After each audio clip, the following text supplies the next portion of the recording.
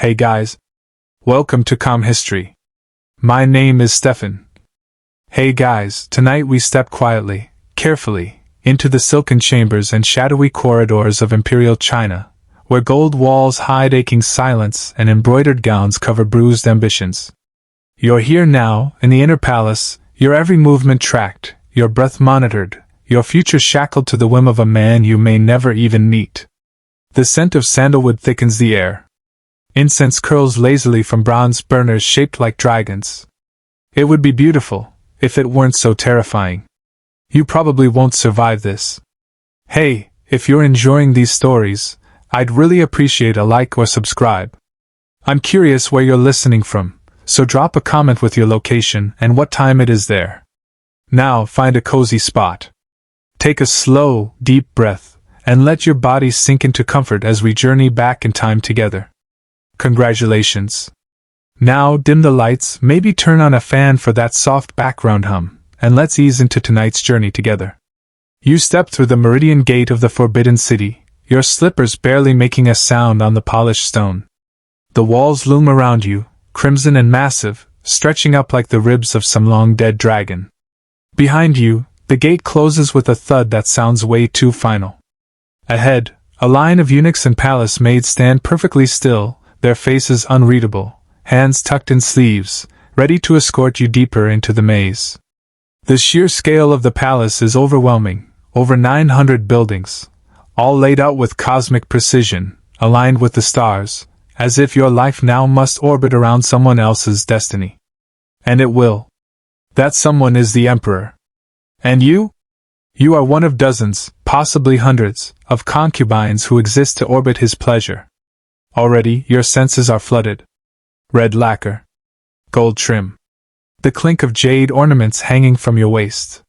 You're led past walls covered in dragons, cranes, and strange clouds that look suspiciously like they're judging you. There's music playing somewhere, distant, plucked from a guillotine, but it doesn't sound joyful. It sounds like a lullaby written by someone who forgot what sleep is. It's not lost on you that you're now both highly prized and immediately disposable. You glance around at the other girls. Some stare at the ground, some at their nails, others straight ahead with the blank eyes of people who've been trained to look like they're not thinking. The truth is, none of you knows what happens next, not really. There were rumors during the selection. About punishments. About disappearances. About the woman who laughed in front of the Empress Dowager and wasn't seen again. Ever. A senior lady-in-waiting, older than the palace bricks themselves and held together by ritual alone, tells you to follow. Her eyes barely flick toward you, but somehow you know she's memorized everything about you already. You're brought to a side courtyard, surprisingly quiet, where sunlight can't quite reach the corners. A small room waits for you, Spartan, but better than what many peasants call home. There's a silk screen, a low bed, a basin for washing. The window is sealed. Not barred. But sealed. You may rest here, the attendant says, which sounds suspiciously like a command. Until summoned. Ah. The summoning. You've heard of it. A rotation, a selection, a ritual. Some say it's decided by the emperor himself, others say the head eunuch pulls names at random. A few whisper that certain women bribe their way onto the list, while others mysteriously vanish from it. Either way, the odds of being chosen tonight are slim. Unless you're particularly beautiful. Or particularly unlucky. A young maid offers you tea. You take it with both hands, bowing slightly. You sip. Jasmine bitter. Your nerves rattle behind your ribcage. You're not used to drinking tea in silence. Back home, there would have been clattering bowls, your younger siblings bickering over sweet buns, your mother pretending not to smile. Here, the quiet is thick enough to chew. The strangest part is that, despite everything, part of you still hopes. Hopes that maybe this life won't be so bad. That maybe you'll rise in the ranks. That maybe the emperor will see you and remember your name. That maybe, just maybe, you'll have some kind of power. Historians still argue whether most concubines were resigned to this fate, or genuinely believed it might turn in their favor. Some left behind poems suggesting heartbreak and regret. Others left behind children who rose to become emperors themselves. And some left behind nothing. The bells chime across the palace rooftops. The shadows shift. You realize the sun has moved. You've been standing there, cup in hand, for a long time. No one tells you what to do next. No one will. You'll have to learn that the hard way. So you sit on your little bed, staring at the silk screen covered in hand-painted cranes. One is missing a leg. You don't know whether that's intentional or a joke the artist couldn't resist. Either way, you find it oddly comforting. Imperfection in a place obsessed with flawless illusions. Welcome to the palace. This is your new home. Your new prison. Your new battlefield. And tonight is just beginning. You wake to the rustle of fabric and the faint clink of hairpins. Someone else is already up, already perfect, already prepared for the day. You're not late, exactly. But in this world, not early, might as well be treason. You swing your legs over the side of the bed and feel the cold stone beneath your feet. No slippers. The maid must have taken them to dust them. Yes, your slippers need dusting now. Outside your room, the air smells of camellia oil and steamed rice. Down the narrow corridor, rows of young women just like you move like sleepwalkers, clutching scrolls, fabrics, or trays of food. They don't talk. Their eyes flick over you, then away. You're not one of them. Not yet. But the big event today? The selection ceremony. The emperor isn't attending, of course. That would be far too direct. Instead, his mother, a panel of senior concubines, and a suspiciously polite group of eunuchs are doing the initial sorting, like mandarins at market. And you, lucky you, are one of the fruits. You're ushered into a high-ceilinged hall where the floor gleams with that terrifying mirror shine that dares you to make a single misstep. At the far end, seated beneath an embroidered panel depicting phoenixes rising from flame, are the assessors. The Empress Dowager sits in the center, cloaked in brocade so heavy it seems designed more for intimidation than warmth. Her eyes are sharp. Her lips are a line drawn with a ruler. She doesn't blink. You stand in a line, flanked by nervous girls in identical robes. Your name, well, your old name, is read aloud, then politely erased. In its place, you are assigned a new one. Something soft. Something symbolic. Yours is Matio, meaning beautiful elegance, though there are already 3 others with variations on the same. Historians still debate whether the naming convention was symbolic reinforcement, or simply a way to strip individual identity. Either way, your name no longer belongs to you. It belongs to the court. Next comes the hair inspection. Yes, really. 2 ladies-in-waiting approach with ornate combs, chopstick-like hairpins, and expressions of deep concentration. One lifts your braid with the care usually reserved for priceless porcelain. The other checks your scalp. You stand very, very still. This is not just about lice. It's about history. Hair shows whether you've been properly raised. If your ends are frayed or your hair too coarse, it suggests impurity. Maybe you were a farm girl. Maybe you worked outdoors. Maybe, heaven forbid, you're not suitable for royal service. They don't find lice. But one pinched her nose just slightly when brushing a strand from your temple. That alone could ruin your rank before it begins. After the inspection, you're moved into a smaller chamber where young eunuchs apply light makeup, rouge from crushed safflowers, a dab of beeswax on the lips. Your brows are adjusted to form delicate arcs, meant to suggest eternal serenity, even if your insides are having a full-blown panic attack. Then, the ranking. A eunuch reads names and titles in a melodic rhythm, assigning women to categories faster than you can process what they mean.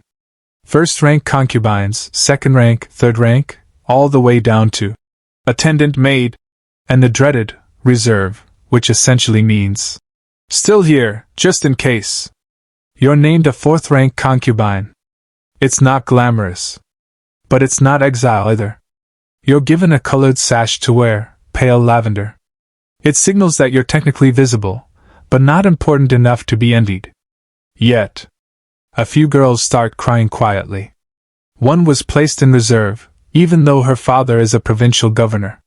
She will be sent to live in the outer palace. She won't see the emperor unless there's a shortage of prettier, more obedient women. She might as well be gone already. You're handed a scroll outlining your new schedule. It's color-coded, absurdly neat, and mostly terrifying. Training begins tomorrow: posture, etiquette, poetry, embroidery, instrument practice, incense appreciation, tea pouring, silent smiling, and the fine art of looking stunning without upstaging. Oh, and memorizing the hierarchy. All of it.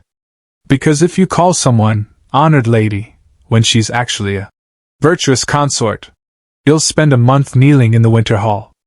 That happened once. The girl's knees never recovered. As the day ends, you're escorted to your new quarters. They're slightly larger than your last room, but still bare. You now have a maid assigned to you, a quiet girl named Yun.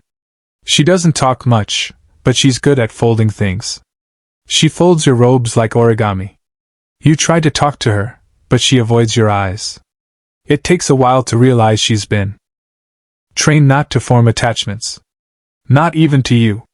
That night, you sit on your low bed, clutching the sash in your lap, and realize what just happened.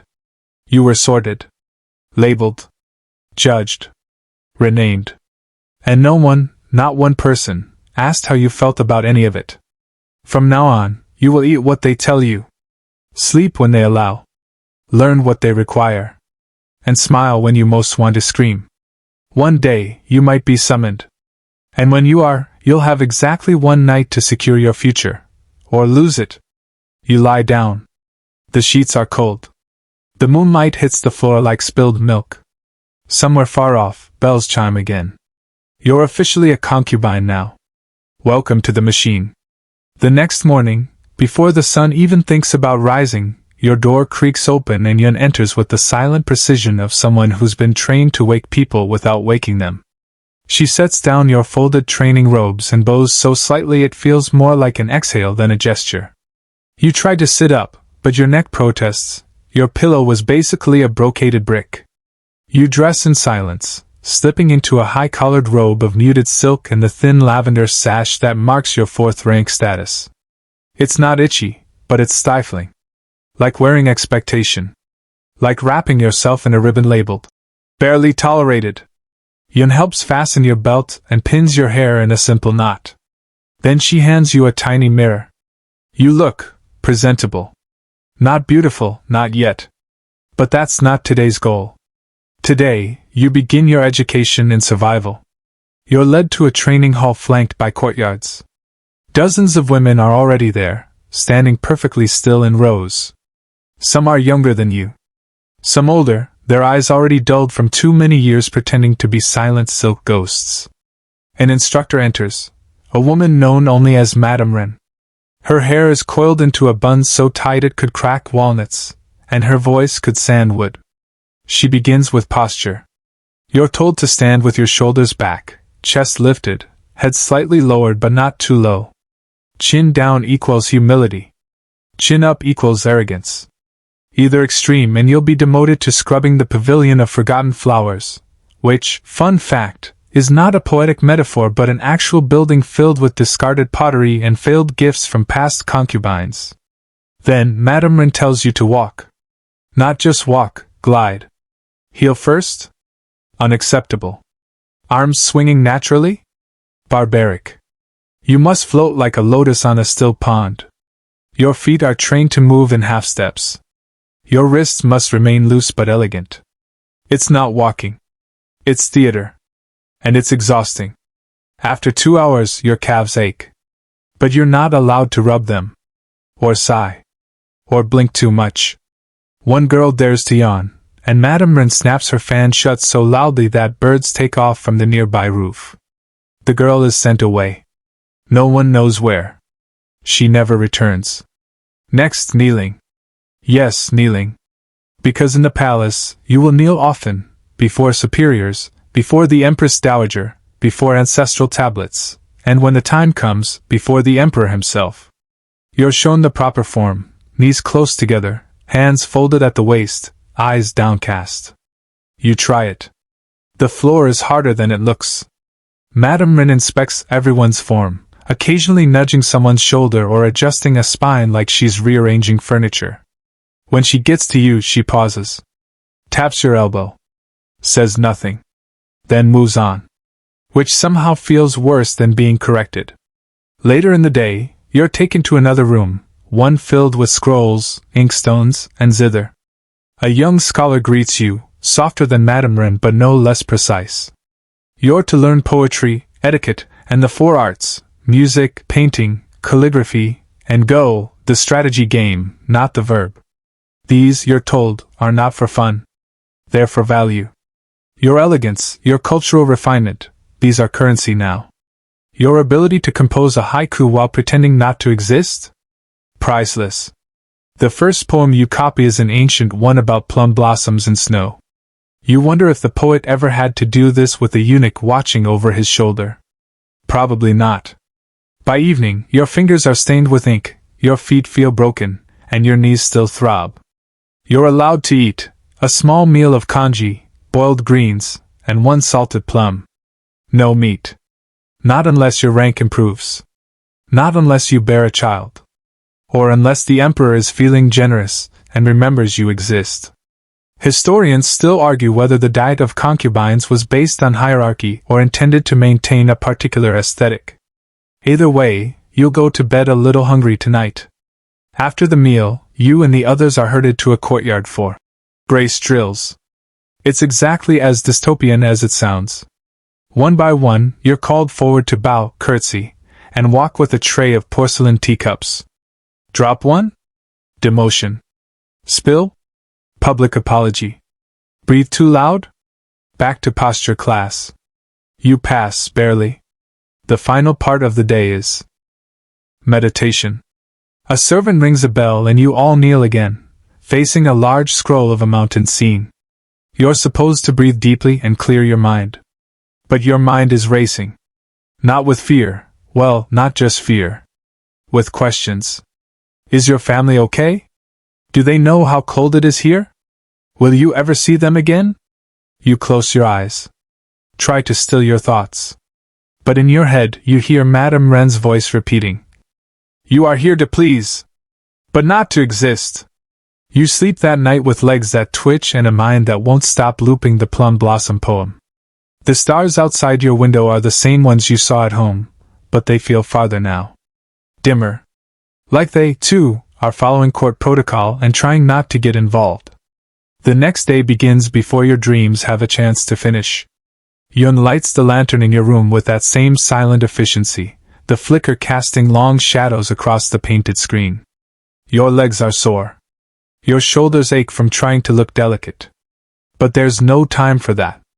Today, you're to begin formal court integration. Which sounds exciting, until you realize it mostly involves being observed and judged. Again.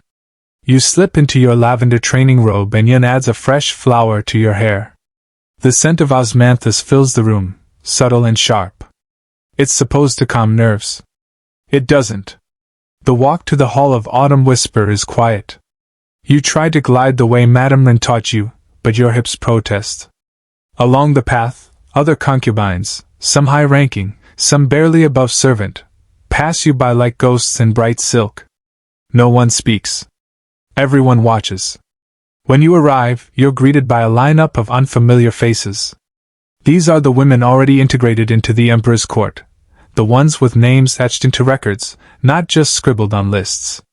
Their robes shimmer with peacock blues and deep golds. You recognize the colors: second rank, first rank, consorts, even a guife, an imperial noble consort, second only to the Empress herself. And standing at the center of it all is the Empress. She's younger than you expected, perhaps in her late 20s, but her gaze makes your spine lock in place. Her hair is a work of architecture, held together with enough gold to fund a small war. She doesn't smile, but she does examine you, one slow sweep of the eyes, like a cat deciding whether or not to bother. You kneel. Perfectly. Quietly. No one tells you to, but if you hadn't, you'd already be cleaning the privies with the bamboo spoon. The Empress says nothing.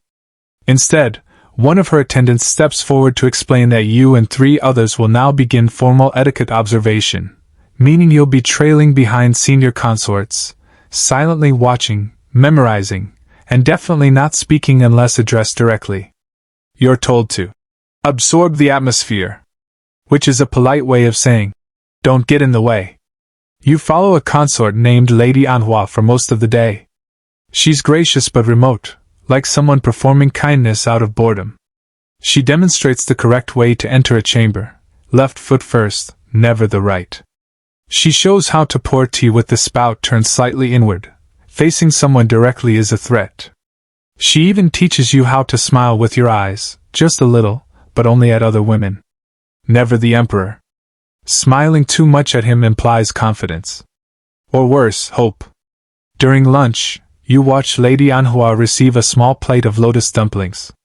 A eunuch tastes each one before letting it pass to her. You note how she eats slowly, pausing between bites like she's in a stage play with a very long runtime. Your own lunch is behind a screen. Cold congee again. With a single sliver of mushroom. You're not allowed to speak, but the silence carries whispers anyway. You catch one. A girl in last week's integration group was seen talking to a guard. Just talking. No one's seen her since. Historians still argue whether such disappearances were always punishments or sometimes quiet transfers to religious orders. Either way, no one asks questions. After lunch, you're shown the Hall of Ancestral Tablets. Here, the past lives in polished wood. Dozens of red lacquered plaques, each carved with the name and title of a former empress, consort, or notable concubine. The air smells of incense and inevitability. You bow 3 times. The room is silent except for the slight creak of old wood and the occasional cough that gets promptly silenced with a glare. You think about your own name. Or what's left of it. Will you end up on one of these tablets?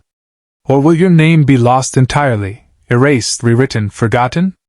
By dusk, your knees are trembling and your mind feels waterlogged. You're finally allowed to return to your quarters. Yun helps you undress, folding your robes as carefully as always. You catch a glimpse of yourself in the mirror, hair a little mussed, cheeks pale, eyes hollow. You've only been here a few weeks, but time bends strangely in the palace. Days are long. Years feel possible and impossible all at once. As you lie down that night, you start to understand the cruelty of it all. It's not just the rules, or the hierarchy, or the fear. It's the constant performance. The relentless pretending. You're expected to be graceful, serene, obedient, and invisible. Always visible, yet never quite seen. Tomorrow you'll have to wake up again and rehearse your own disappearance. You close your eyes. Somewhere outside, a bell chimes once. And then silence. You don't wake so much as surface, like a paper lantern drifting up from sleep into cold air.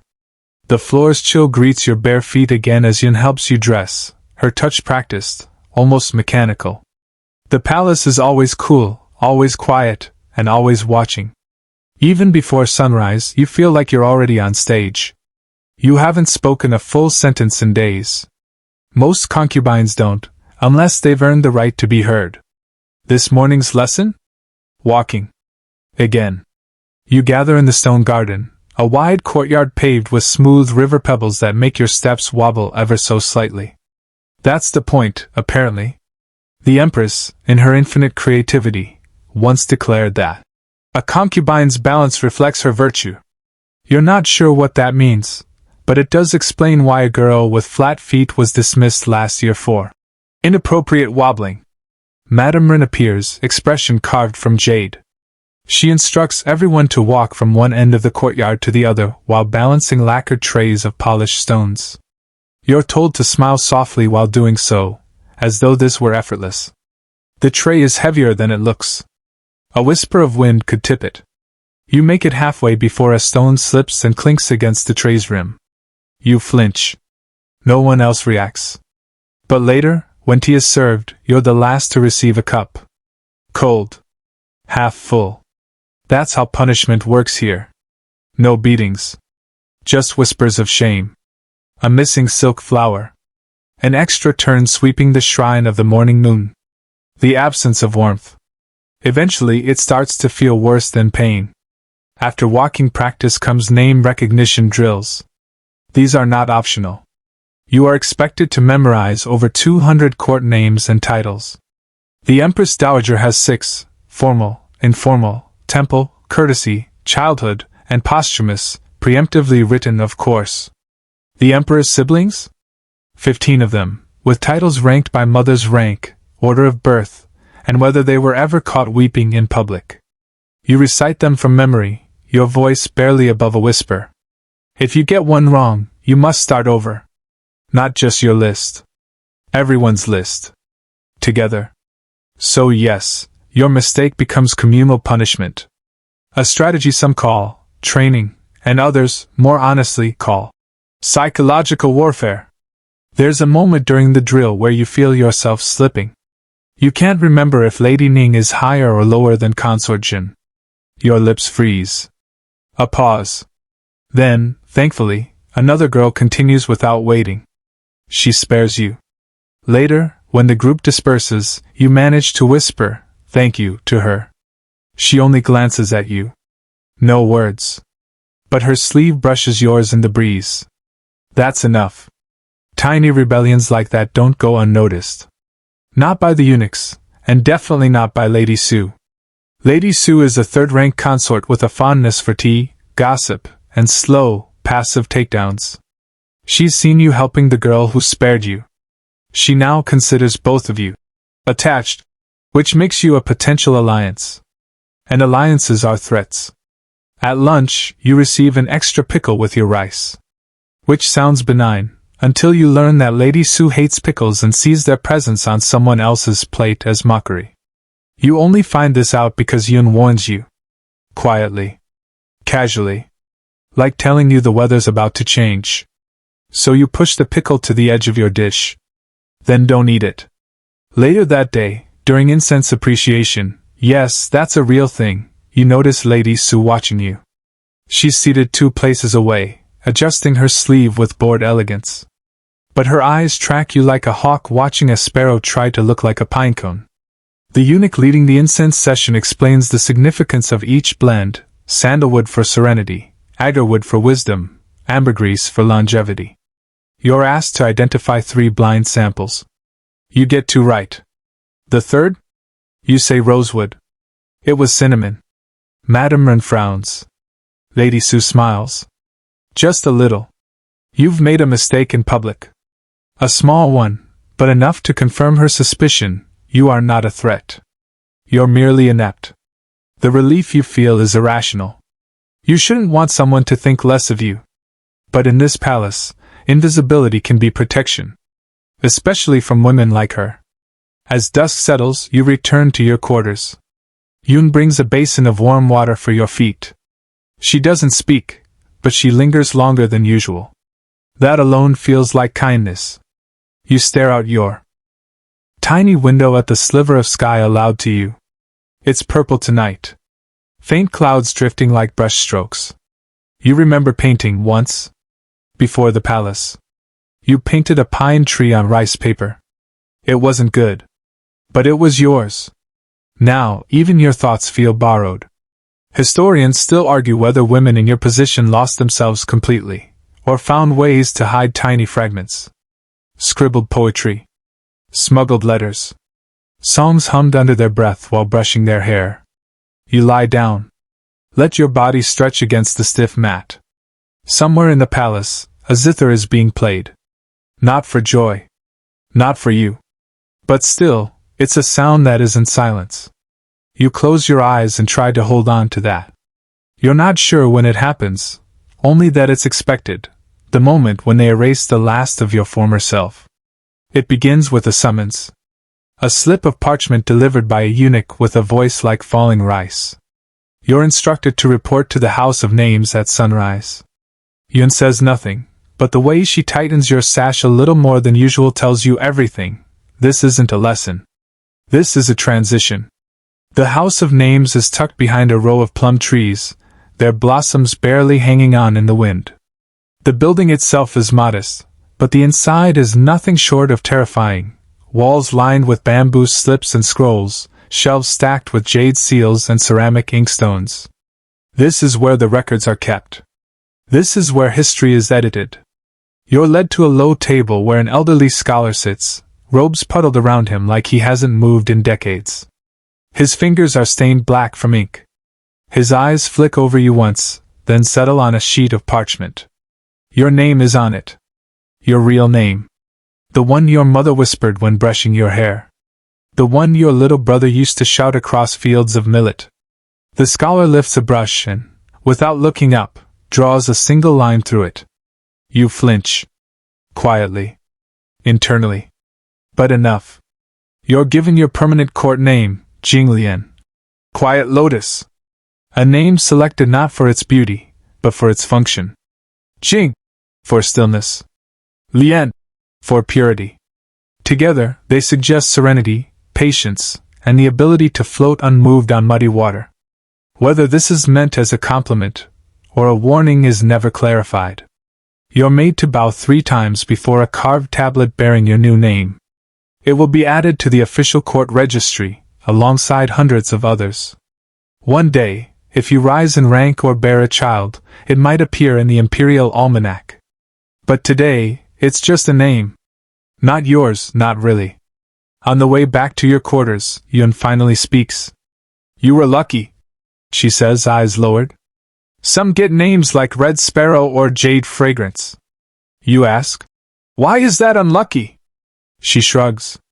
Too memorable. And just like that it clicks. In a palace of 1,000 names, standing out can be dangerous. There are stories, quiet ones buried in footnotes, of women whose names were too vivid, too evocative. They were remembered too early. Desired too publicly. And then they disappeared, just as quickly as they rose. From now on, Jinglian will write poetry in thin, careful script.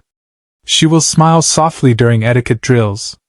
She will speak only when spoken to, and never raise her voice above the rustle of silk. She will be seen, but only just enough. Later that afternoon, during your embroidery lesson, you're asked to stitch your new name onto a handkerchief. The thread is pale green. The fabric stiff. You try not to prick your fingers, but by the time you finish the 3rd character, there's a faint spot of red at the corner. You fold the cloth quickly to hide it. That evening you're invited, no, commanded, to attend a lantern procession. It's a minor court celebration marking the emperor's late father's birthday. You've never seen the emperor in person before. You don't expect to now either. The procession is beautiful. Hundreds of silk lanterns float above the courtyard like jellyfish, glowing in amber and coral light. The concubines form a silent sea of color, every robe chosen to reflect the season: plum, ivory, moss, flame. You wear pale blue, chosen for you by someone else, of course. You spot Lady Su again. She's dressed in gold, talking softly to one of the high consorts, her voice just audible enough to be overheard but still technically discreet. That's how power works here, it whispers. Never shouts. A hush falls over the crowd. You look up. A figure appears on the balcony of the Hall of Supreme Harmony. It's him. The Emperor. You can barely make out his face. He's younger than you imagined, barely 30, dressed in robes of black and crimson, a gold dragon coiled across his chest. He doesn't speak. He doesn't wave. He simply watches. Then, with a nod, he turns and disappears behind the silk curtains. That's it. That might be the only time you ever see him in person. You're left standing there, holding a paper lantern, wondering whether he even noticed you. Probably not. Maybe that's a good thing. Historians still debate how often emperors truly saw their concubines outside of formal visits or bedroom summons. Some claim there were hundreds who lived and died in the palace without ever sharing a single moment alone with the ruler they served. You return to your quarters that night with your paper lantern still flickering. Yun hangs it near the window. For luck, she says, almost inaudibly. You stare at it while undressing. A floating glow, soft and distant. Like your name. Jing Lian. You whisper it once. Just to see how it feels. It doesn't. You start to forget what your voice used to sound like. The days fold into each other now, an endless pattern of ritual, repetition, and restraint. Every hour is claimed by something, kneeling, bowing, walking, reciting, nodding. You don't laugh anymore. Not because you're forbidden to, but because there's nothing funny about being quietly erased one gesture at a time. Today begins with silk painting, but not the expressive kind. This isn't about creativity. It's about control. You're assigned a scroll depicting a phoenix in flight, and told to fill in the feathers without changing a single line. Deviate, and you're corrected. Show flair, and you're suspicious. One girl adds a touch of silver ink for shimmer, and is politely removed from the exercise. No one asks where she's gone. No one dares. Then comes the mid-morning bath. This is not a luxury. It's a performance. You and the other fourth-rank concubines are led to the Lotus Pavilion, where attendants prepare long wooden tubs with herbal infusions, peony, ginseng, chrysanthemum. You're expected to emerge fragrant, glowing, and submissively radiant. 4 eunuchs oversee the order of entry. Everything is timed. Yun helps you undress behind a screen. You step into the tub, steam curling around you like silk threads unraveling. The water is warm, but not relaxing. You're too aware of the sound your limbs make when you move. Too aware of your posture, even naked. Even here. Afterward, Yun scrubs your arms with a cloth soaked in rice water. Then she oils your hair with sesame and combs it into a precise knot. You are polished into obedience. Once dry, you're fitted into a new robe. This one pale gold, the first deviation from your usual lavender. Yun says nothing, but her fingers linger on the sash. It's a hint. You've been noted. Not promoted. Just noticed. You feel it too. Eyes that pause a little longer when you walk into a room. Invitations to sit one row closer during etiquette drill. A eunuch who addresses you by name without consulting a list. These are crumbs, but in this palace, crumbs mean everything. You're still considered new. Still replaceable. But not invisible. And with visibility comes danger. That afternoon, a gift arrives. A silk pouch embroidered with magnolia blossoms. Inside, a single pearl hairpin and a small jade comb. No note. No seal. Only a tiny embroidered mark stitched into the fabric, one you don't recognize. Yun pales when she sees it. Don't wear it, she whispers. Not unless you're told. You obey. You hide it in the seam of your mattress and pretend you never received it. Later, you find out that another concubine, ranked just above you, was demoted for accepting a gift without permission. They said it implied favoritism manipulation. She said it was just a hairpin. The court said nothing. Her room is empty now. Historians still argue whether the inner palace operated more like a court or a prison.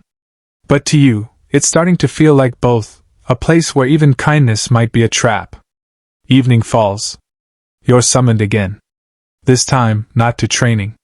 To the Hall of Petal Shadows, where select concubines gather to attend a poetry recital by one of the Emperor's cousins. It's technically optional. But not really. You dress with Yun's help, choosing the safest option, your original lavender robe, pressed and spotless. You keep your expression blank. You walk with a glide. At the recital, everything is hushed elegance. Lanterns flicker behind carved screens. Tea is served in cups so thin they feel like breath in your hand. You sit in the back row. You do not speak. You sip slowly. You nod when others nod. You laugh when appropriate, quietly, always 2 seconds after everyone else. The Emperor does not attend. But his youngest brother does. He reads a poem about cranes and winter wind, and everyone pretends it's not awful. Afterward, he thanks each guest personally. When he reaches you, he pauses. Jing Lian, he says gently. A name like that should be in verse. You bow. You say nothing. But inside you shudder. He remembered your name. Not from a list. Not from a summons. From memory. That night you can't sleep.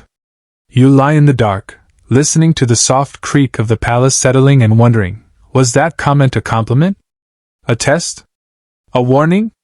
Yun doesn't ask about it, but she places your usual tea closer to your bedside than usual. Just in case. You sip it slowly, watching the shadows ripple across your ceiling. Your thoughts are loud. Your heart louder. Your name is Jinglian now. And someone just spoke it aloud. The next morning, Yun wakes you more gently than usual. No rustling. No quick motions. Just the whisper of a damp cloth brushing your forehead. Her expression is unreadable, but her silence feels heavier than before.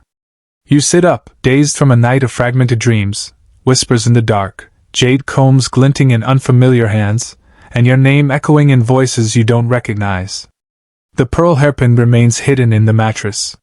You haven't touched it since. Today's schedule is different. You're not going to the training hall. Not to embroidery, not to etiquette. You've been assigned reflective time, which, in the Imperial Palace, doesn't mean relaxation. It means you're being watched to see how you behave when no one tells you what to do. You spend most of the morning in the courtyard of Still Wind. It's a quiet garden space bordered by bamboo groves and white gravel paths shaped into spirals. You rake one for a while, adjusting the lines until they look just like the ones in the pattern book. Then you stop. Because even in silence you can feel it, that sensation of eyes. A eunuch passes slowly, pretending to look at the plum trees. You return to your quarters early, unsettled. Yun says nothing but brings warm water for your hands, as if preparing you for something. She brushes your hair in long, slow strokes. 36 to be exact. You count. By noon, a message arrives, prepare for court presentation. Your breath itches. It's not a summons to the emperor. Not yet. But it's close. This is the step where a small selection of mid-rank concubines are formally presented to senior officials, high-ranking consorts, and, occasionally, the empress herself. It's ceremonial. Supposedly safe. You look to Yun. Do I wear the lavender? She shakes her head. The pale gold. The robe feels like a statement now. You wonder if you're being advanced or tested. Or both. As she fastens your sash, Yun slips a tiny sachet of dried petals into your sleeve. It smells of jasmine and chamomile. Comfort disguised as formality. At the presentation hall, everything gleams. Polished marble. Hanging scrolls of mountain mist. A single flute echoing from somewhere above. You kneel on a silk cushion that's thinner than it looks, trying to keep your posture elegant despite the burn in your thighs. Around you, 5 other concubines do the same, each one dressed precisely, each one offering identical, perfect half-smiles. Then the doors open. In walks Lady Shun, the imperial noble consort. She is, effectively, the empress's voice when the empress cannot be bothered. Rumors say she once served tea so beautifully the emperor requested her name that same night. She hasn't fallen from favor since. Her presence sends a hush through the room, the kind that makes people blink less and breathe smaller. She stops in front of each of you, nodding or saying nothing. When she reaches you, she pauses. Jinglian, she says. Stillness is a virtue. But remember, lotuses bloom in mud, not in marble. She moves on. You're too stunned to respond. You want to interpret her words, but they fold in on themselves the longer you examine them. Was it advice? A warning? Approval? You feel Yun's jasmine sachet against your wrist and take a slow, silent breath. After the presentation, you're not dismissed right away. A eunuch with robes darker than ink approaches and leads you down a side corridor. You pass rooms you've never seen, rooms without names, filled with strange lacquered chests and sealed scrolls. Finally, you reach a smaller hall, round, quiet, filled with orchids and the sound of water dripping steadily into a carved stone basin. A voice greets you. Sit. It belongs to Lady Meng, the court historian. Her task? To document the presence and progress of palace women, especially those who might, someday, be more than a name in a footnote. Her job isn't to judge, but to remember. You kneel, and she studies you. She asks questions, though not the ones you expected.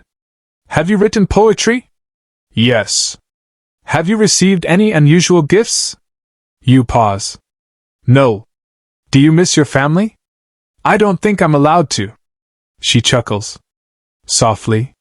You are allowed. But it's not useful. Lady Ming jots something down, then dismisses you with a nod.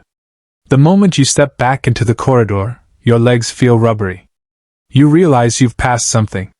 Or maybe survived something. Historians still debate how concubines were truly chosen for favor. Some point to family status. Others, to subtle cues, obedience, grace, the ability to remain silent in the face of unbearable things. But many agree, being remembered by a name recorder was often the first step. That night, as Yun brushes your hair again, she hums a lullaby. Not one from the palace. One you vaguely remember from your childhood, something about cranes and willow trees. You don't ask how she knows it. You just close your eyes and listen. The pearl hairpin stays where it is, untouched. But now, you're no longer pretending it was never there. You're not just surviving anymore. You're being prepared. You're dreaming of the sound of wind through bamboo when Yun taps your shoulder. It's still dark outside, stars dimming but not yet gone. Something in her eyes tells you this isn't another day of drills or poetry. You're being summoned. Not a formal audience. Not the kind you prepare for with weeks of etiquette polishing. This is different. The eunuch at your door speaks softly, but firmly. Jing Lian is to be made ready. Made ready for what? No one says. Yun helps you bathe in silence. This time, no herbs, just clear water and the faint scent of your own breath catching. She oils your arms, your neck, the backs of your ears. Every movement is gentle but urgent, like the calm just before a thunderclap. Your robe is lighter than usual, sky blue with faint silver embroidery. No jewelry. No sash to indicate rank. You feel bare, like the air might see through you. When she pins your hair, Yun pauses. Say as little as possible, she murmurs. Smile only if he speaks kindly. And don't look too directly at him. You nod, throat dry. You're escorted by two eunuchs, one old, one young, down a hall you've never walked before. The marble is darker. The walls smell of old incense and beeswax. This is the inner pavilion. You've heard whispers about it. This is where the emperor sometimes chooses to rest. And this is where, tonight, you are going. You step through the screen door into a chamber lit by lanterns shaped like lotuses. The air is warm with sandalwood and a hint of something metallic. A servant bows and gestures to a divan set low against the far wall. You sit as gracefully as you can manage, legs folded, hands on knees. Then you wait. And wait. Time dissolves into the steady drip of water somewhere behind a screen. You try not to shift. Your foot falls asleep. Finally, footsteps. He enters casually, not like a ruler but like a man returning from a walk. The emperor, your emperor, is dressed in plain silk, no crown, no ceremony. He looks younger than the portraits. His face is unreadable. Not cruel. Not kind. Just unknowable. He does not greet you. He sits across from you. Says nothing for a long moment. Then, you're not afraid. It's not a question. But still you nod. I am, you whisper. He smiles. Barely. Good, he says. Fear is honest. What follows is not romantic. Not brutal. Just quietly strange. You speak a little, your name, your village, how long you've been in the palace. He listens. Or at least watches your lips move. Then he stands. You may go, he says. You're too surprised to move. No touch. No summons to stay. Nothing. Just dismissed. On your way back through the corridors, the eunuch walks slower than usual. Not because he's being kind, because he knows you're replaying every moment in your head, looking for clues. What just happened? Why you? Why now? What does it mean? Yun is waiting when you return. She doesn't ask anything. She doesn't have to. She knows. She helps you undress, wipes your face with a warm cloth, and folds the blue robe away without a word. You lie in bed, staring at the ceiling. What was that? A test? A tease? A warning? Historians still argue whether first summons were always physical, or whether conversation alone could count as favor. Some suggest emperors often watched concubines to gauge wit or obedience before intimacy. Others claim such meetings were often for boredom, not affection. You don't know which category you fall into. But the next morning, things begin to shift. Your robe is changed again, this time, a muted rose. Yun begins placing small flowers on your breakfast tray. A second attendant appears to help with your hair. Lady Su, who once looked through you like you were a passing breeze, now nods politely when you enter a room. But most telling of all, your name appears on the daily palace roster. Not in the footnotes. In ink. Bold. Jing Lian, seen. That's what they call it. Being seen. It doesn't mean affection. Or safety. It means you're no longer invisible. Which, in this place, might be the most dangerous thing of all. You try not to walk taller. Not to smile more. Not to change. But part of you is already shifting. You've been noticed. And nothing about your life will ever be quiet again. The silence around you changes after that night, not louder, just heavier, as if even the walls have started listening more closely. There is no official announcement. The Emperor's favor, when it lands, is not shouted. It drips, one detail at a time. First, your bathwater is warmer. Then, your robe fabric improves. Suddenly, your breakfast includes dried apricots, a luxury reserved for second-rank women or favorites in waiting. None of this is declared. But everyone notices. Especially the other concubines. Lady Su stops nodding when you enter a room. She doesn't look at you anymore, she looks past you, but too deliberately, like pretending your air requires focus. It's the court version of a warning shot. That morning, during embroidery, one of the other women accidentally spills her inkstone. The black liquid splashes across your sleeve like a stain of intent. She gasps. Apologizes too quickly. You smile, because you have to, and say nothing. But Yun notices. She blots the stain later with a mix of vinegar and water, whispering, "It's starting." You ask, "What is?" She doesn't answer. Just presses the sleeve flat. Training sessions shift, too. You're no longer grouped with the others for posture and etiquette. Instead, you're summoned privately for tea-serving lessons. But these aren't the standard drills. These involve questions. What blend matches spring? How does one respond if asked about the poems of Du Fu? What if the emperor wishes to hear a song, but no instrument is present? It's not that you're being prepared. It's that you're being tested. And every test is disguised as something else. At one session, a eunuch presents you with 4 teacups. You're told to select one, appropriate for the emperor's afternoon mood. There's no right answer. Only the assumption you understand moods you've never witnessed. You choose the smallest one, plain white, with a tiny, almost imperceptible crack on the inside rim. When asked why, you say, "The crack keeps it from being too perfect. It won't distract from the flavor." The eunuch says nothing. 2 days later, your quarters receive a set of porcelain cups. One of them? Identical to the one you chose. That night, Lady Anhua invites you to sit beside her at the evening recitation. Her smile is warm. Her eyes are sharp. She recites a poem about bamboo that bends but doesn't break, then offers you the final couplet to complete. You say, "In storm or sun, the roots hold fast. The wind may dance but never lasts." She applauds softly. A few others do too. And yet you sense the room tightening. It's no longer about whether you'll be noticed. It's about how long you'll last once you are. Lady Su, accidentally, has your dinner tray switched. Yun catches it before you take a bite. The rice smells slightly off.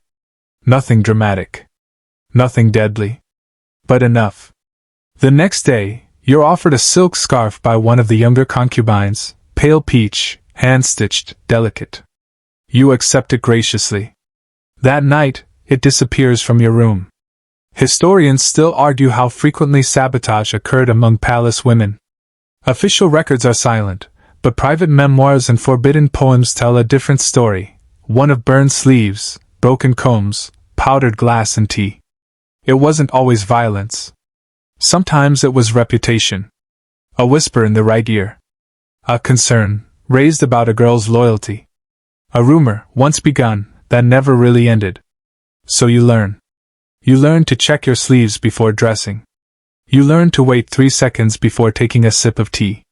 You learn to smile without showing teeth. To bow slightly longer for women whose rank could end your chances with a single sigh. You learn to be invisible again, but intentionally. And yet, not all the changes are terrifying. You're summoned again. This time, to walk with the emperor in the private garden, not alone of course, but without a crowd. You wear pale jade, chosen by someone else. You glide beside him, 3 steps behind, saying little. He speaks more this time. About the plum blossoms, about the snow, about a dream he had in which a crane spoke in riddles. You nod. You say just enough. He laughs once, and the sound is almost human. You don't touch.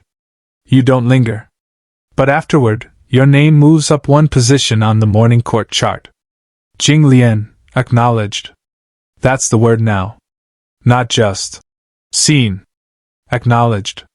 Yun starts folding your robes differently, more precise, more symmetrical. When asked why, she simply replies, "The higher your name rises, the neater the lines around it must be." That evening, as the lanterns sway outside your window and Yun lights the sandalwood, you lie down slowly and exhale. You haven't been dismissed. You haven't been claimed. You're somewhere in between.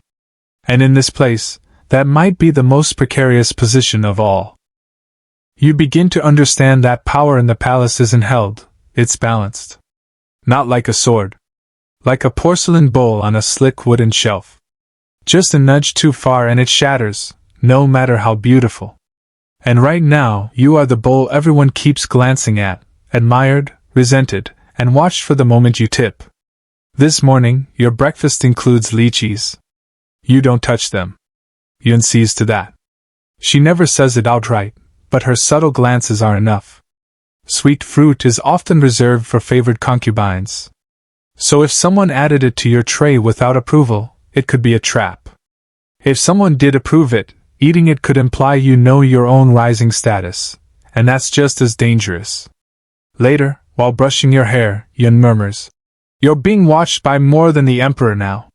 She means the empress. You've still never spoken to her. Never even knelt in her direct presence.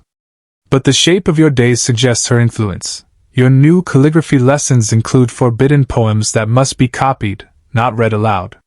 You're now instructed in flower conversation, the coded language of blooms used to express thoughts you can't say openly.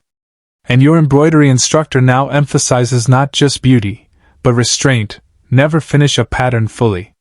Leave a flaw. Let the message remain unreadable to anyone who isn't trained to see it. Your instructors no longer look through you. They look at you. Waiting. Measuring.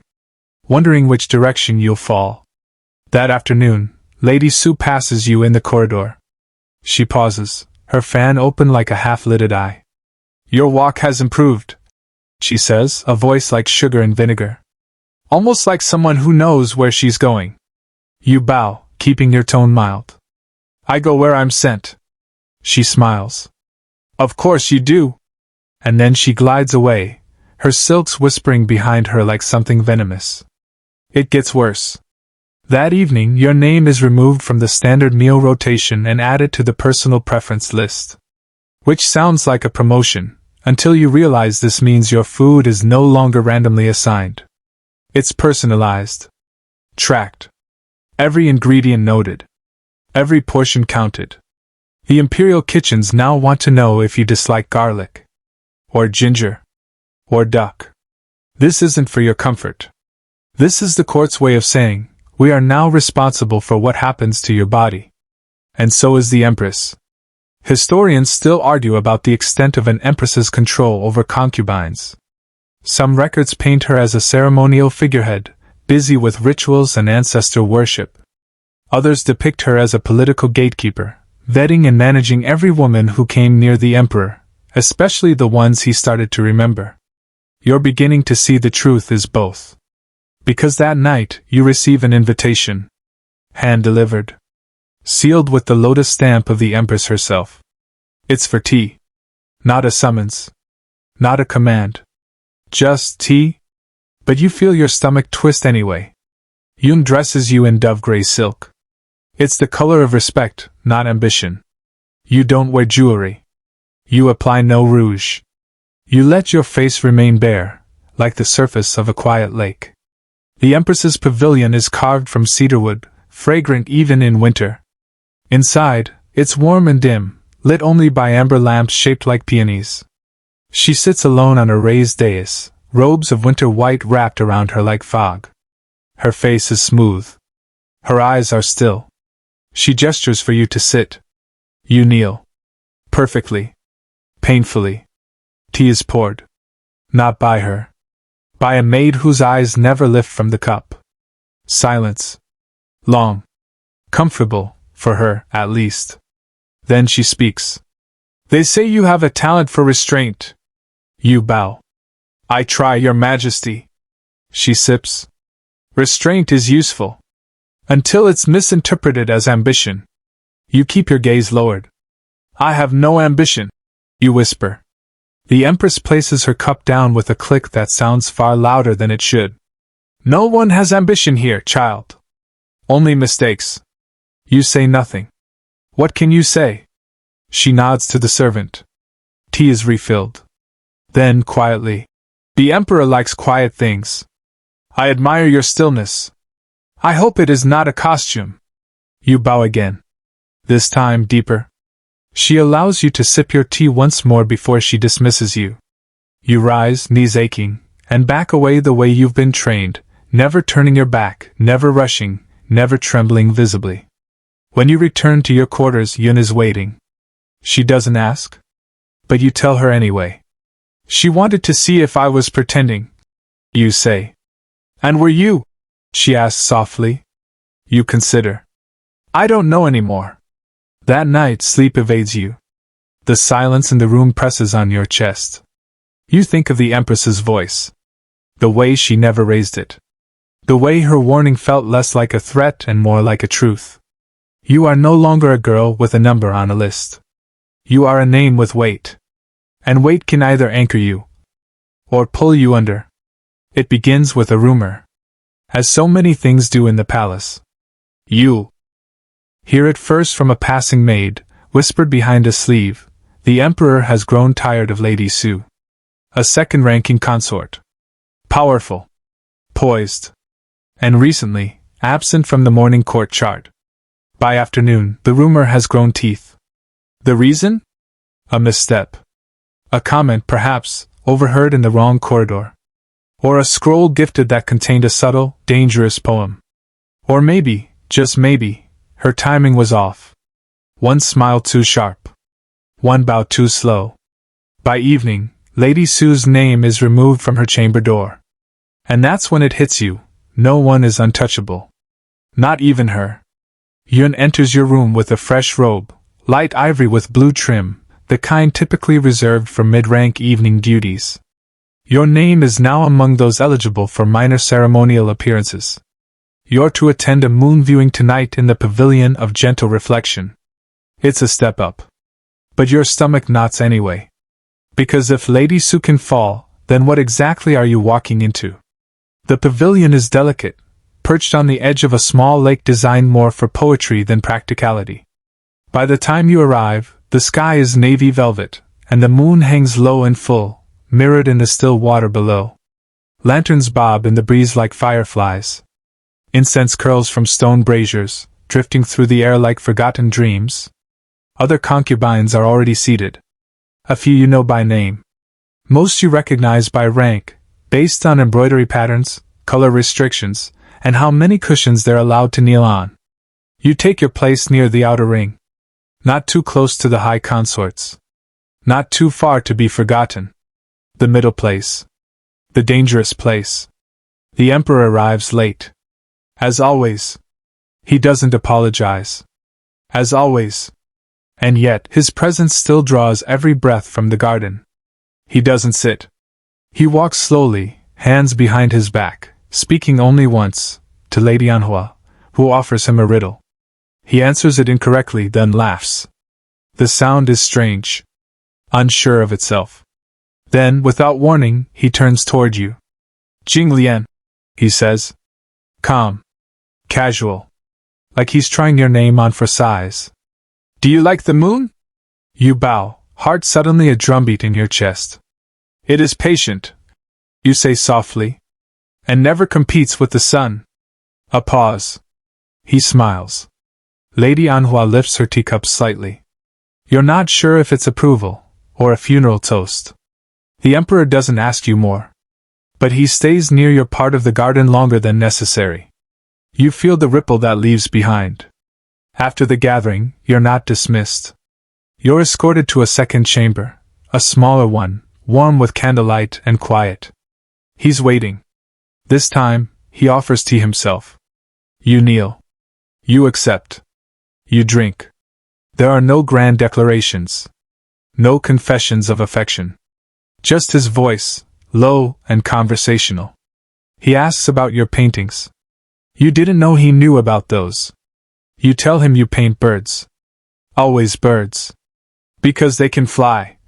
He guesses. No, you reply. Because they never stay. That earns another smile.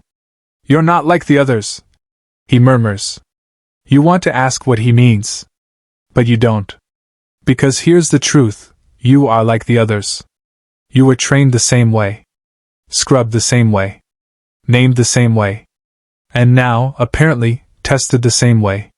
The difference is, you know not to believe that smile. Not yet.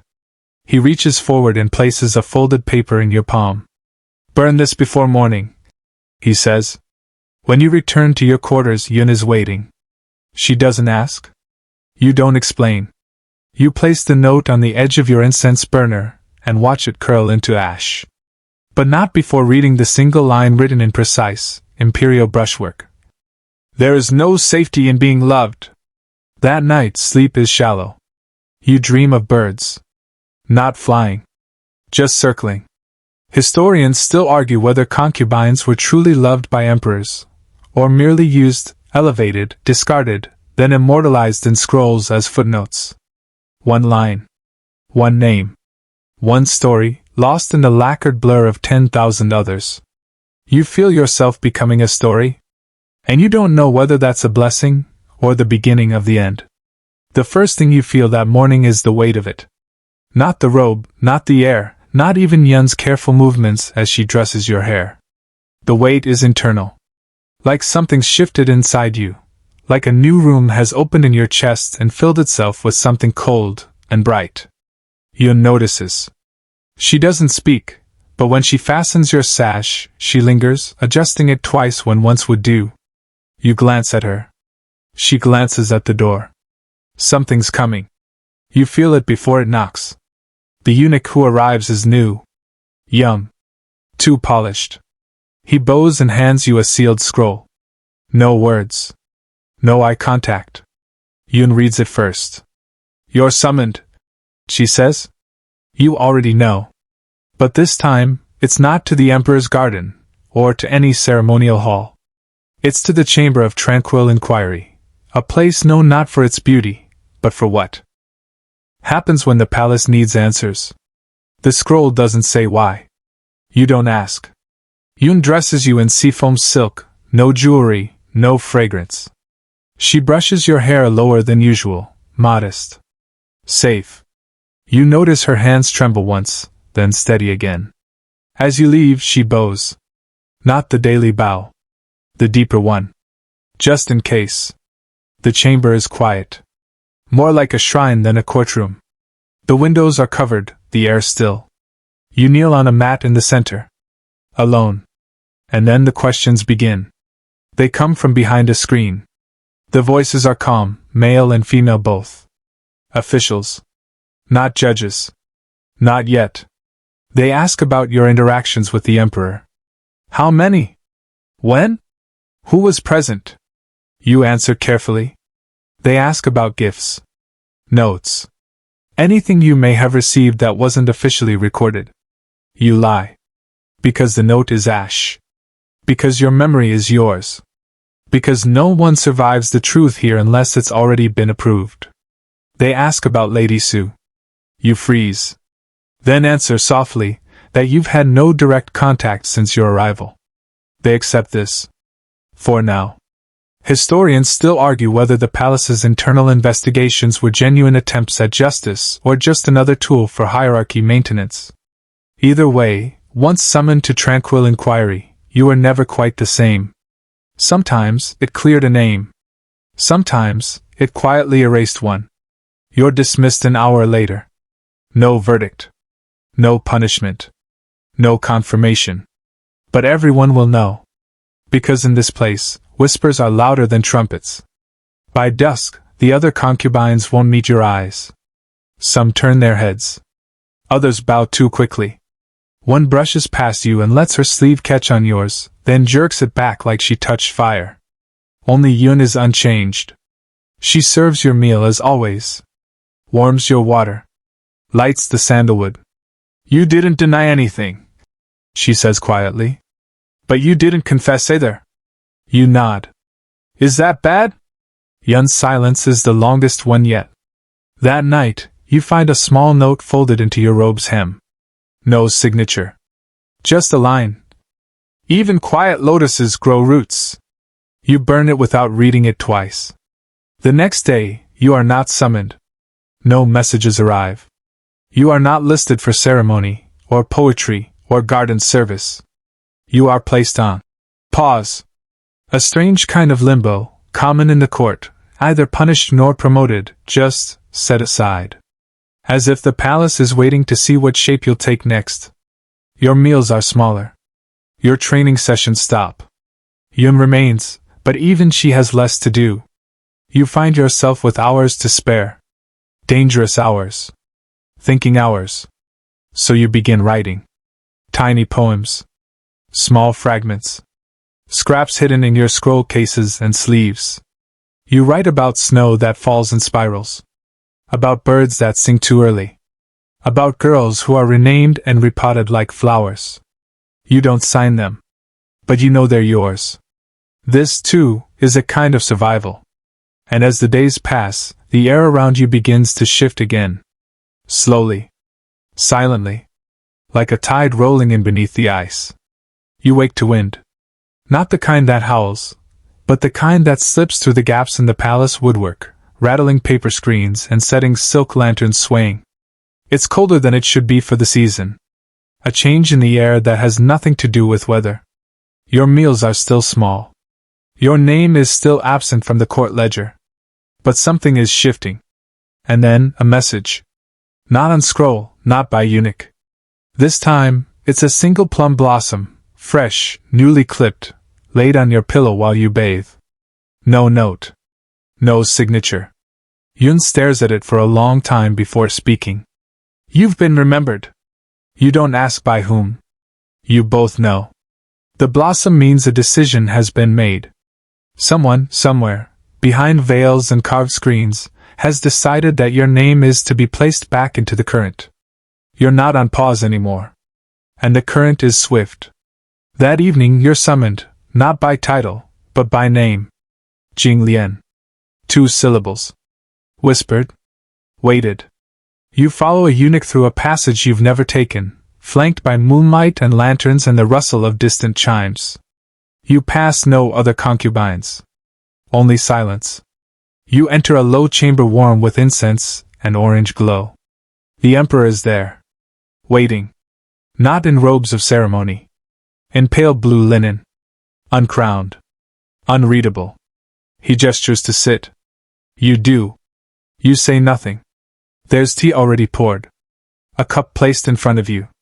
You hesitate, because etiquette says you wait until he lifts his first. But then he speaks. You don't fear me. Not enough. You hold his gaze just long enough. I fear being forgotten more. That makes him smile. A real one. Slow. Dangerous. He speaks of his father. Of a dream where the palace burns and no one notices. Of a white crane that flew into the garden when he was 10, and how no one ever saw it again. You listen. Softly. Actively. Just enough. And then, without warning, he lifts a hand and brushes your cheek with his thumb. It is the first time. He's touched you. Not ceremony. Not ritual. Just touch. Then, you will stay. The words are not loud. But they change everything. Because stay doesn't mean remain in the room. It means you are chosen. You stay until dawn. No one speaks of what happens between lantern light and morning mist. And neither will you. Because in the inner court, intimacy is currency. But mystery, that's security.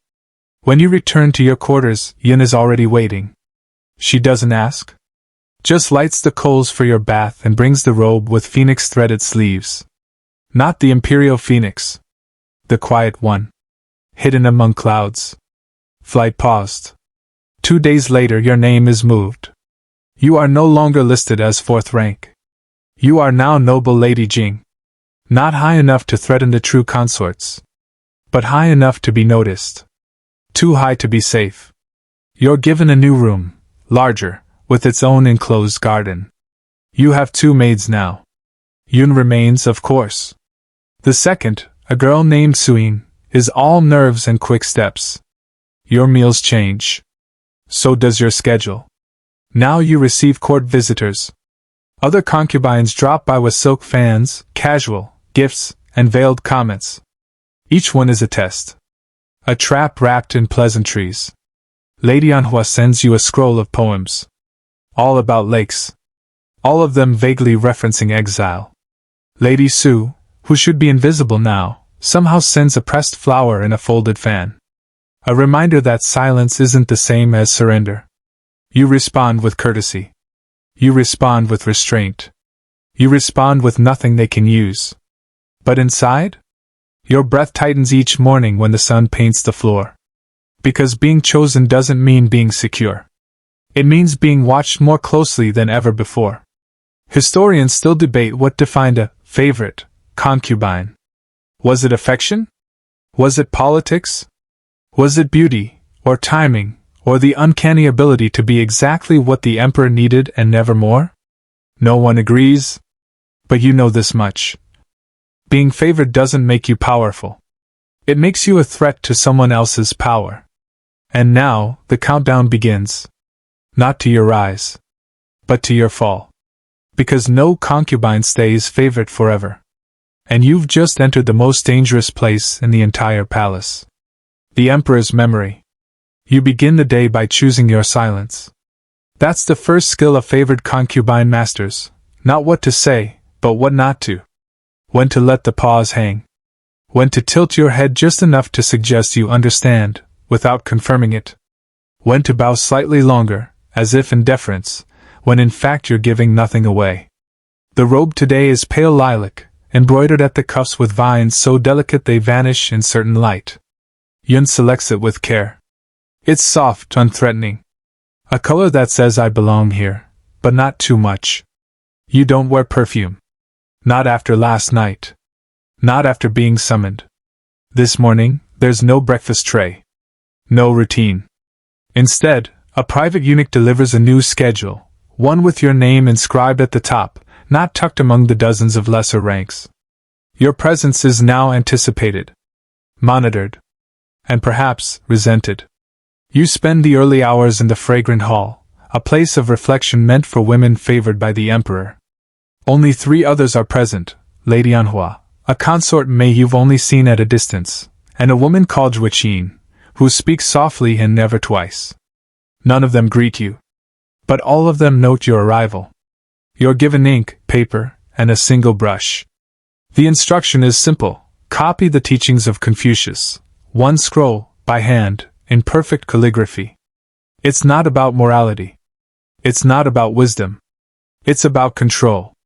Can you keep your strokes even, your wrists steady, your characters humble, even while seated next to women who might want to see you gone? You do. You finish a full scroll and leave no ink blot. Lady Anhua glances once, then returns to her own work. Yuqin offers the faintest smile. Later your schedule says simply, rest. That too is a trap. Because you don't rest in the inner court. You pretend to. You drink lukewarm tea in your garden. You stare at the sky and listen to your attendants speak too softly in the next room. You sit still and hope that being still is enough. Yun joins you in the garden. She brings dried plums in a lacquered dish. You eat one slowly. There's talk, she says. There always is. They say you didn't sleep in your own chamber last night. You look at the pond. That's true. They say you left his rooms without being dismissed. You blink. That isn't. Yun nods. Then they're sharpening it. The they in question isn't a person. It's a structure. A whisper web. It stretches from kitchen boy to court poet, from the empress's private maid to the gardeners pruning the peonies. Truth bends here. Becomes something new. And right now, it's bending toward you. By dusk, the shift becomes visible. Lady Anhua's maid brings a gift, pressed flower sachets, faintly scented with bergamot. An elegant gesture. But they're wrapped in red silk. Red is reserved for the Empress. For birth. For war.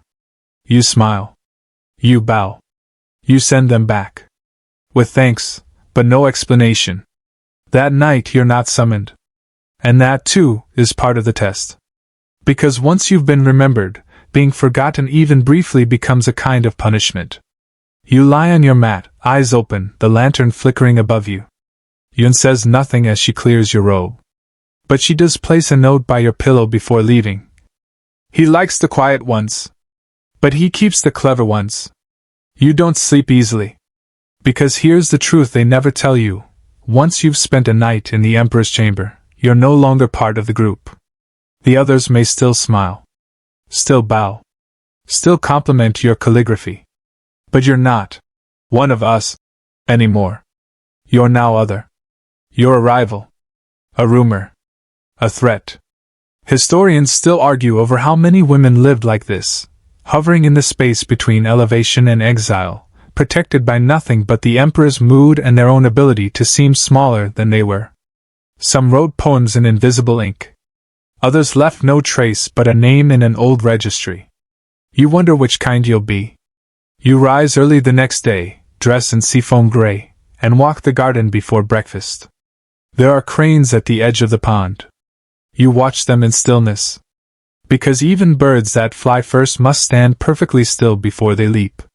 The sun rises behind a curtain of pale mist, painting the palace rooftops in molten silver. You don't see it.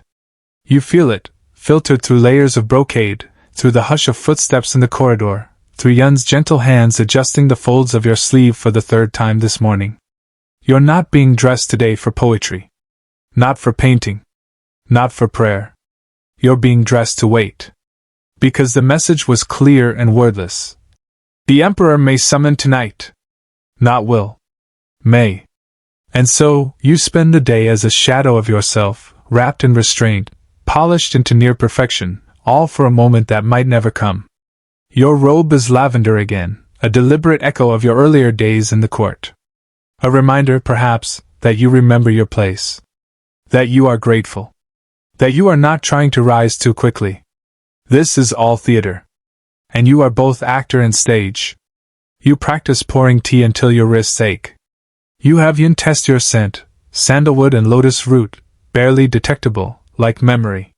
You spend an hour with a music instructor reviewing the fingering of a 4-string pipa, though you know the Emperor rarely listens to music unless it's storming. But it's not about performance. It's about preparation. Because if the summons comes, you'll have 5 minutes to transform from an idea to a presence. And if it doesn't come, you'll still need to smile like you're content to sleep alone. By mid-afternoon, your name appears on the service roster, not in the top 3, but close. Your meals arrive covered, warm, portioned precisely. It's not affection. It's observation.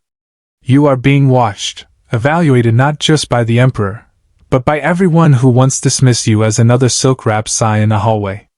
Lady Anhua sends a messenger with peach blossoms. You return them.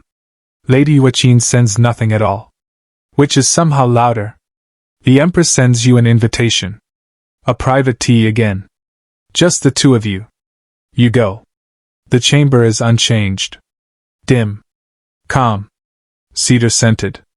The Empress wears mourning white, not because she's grieving, but because it's winter, and tradition demands she represents stillness. She gestures for you to kneel. She pours the tea herself. You've been quiet, she says.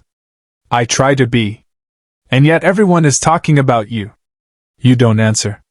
Tell me, she says, stirring her cup without drinking. Do you believe attention is the same as affection? You think. Then reply. In the palace, they look the same. Until they don't. That earns a faint, unreadable smile. Good, she says. You may leave. No ceremony. No reprimand. Just that. Back in your quarters, Yun lights the lanterns early. She doesn't need to ask. She's already placed your inner robe out, your slippers near the door, your silver comb laid across your pillow. But the summons never comes. The sun sets. The night thickens. The lanterns burn low. And your name is not called.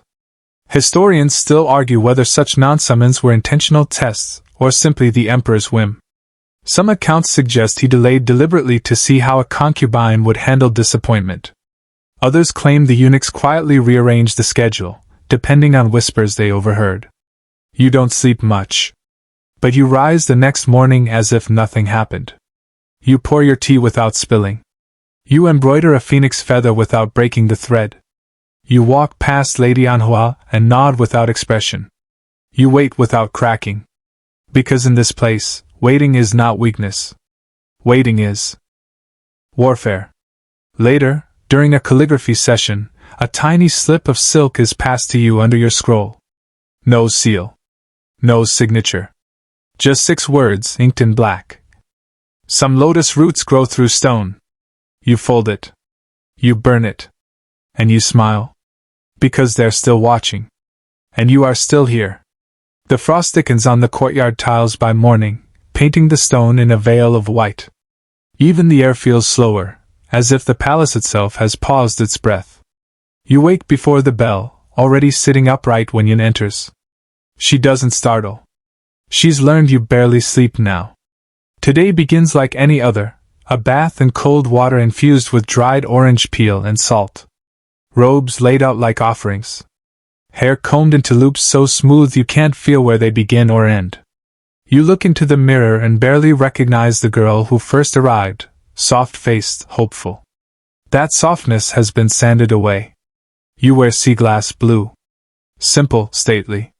The color of conciliation. Because today, you're being summoned to the palace of peaceful thoughts. Which, you know, is anything but peaceful. This is the Emperor's private receiving hall. Not for public court. Not for celebration. But for moments where politics wrap themselves in poetry, and women are expected to sit perfectly still while being used as chess pieces. You are told it's for a seasonal poetry review. But everyone knows it's for appearances. A new envoy from the western provinces is visiting. He's heard of the Emperor's favored quiet lady. He's curious. His curiosity must be satisfied, in the most tasteful, dignified, and non-threatening way possible. Which means you. Yun's fingers pause just slightly as she fastens your belt. Be the breeze, not the flag, she whispers. You understand. You arrive as expected, bow as expected, take your place behind a screen carved with plum blossoms, as expected. You are there to be noticed, but not present. A detail. A metaphor. The envoy is polite, older, with eyes that move too much. The Emperor reclines as if none of this matters.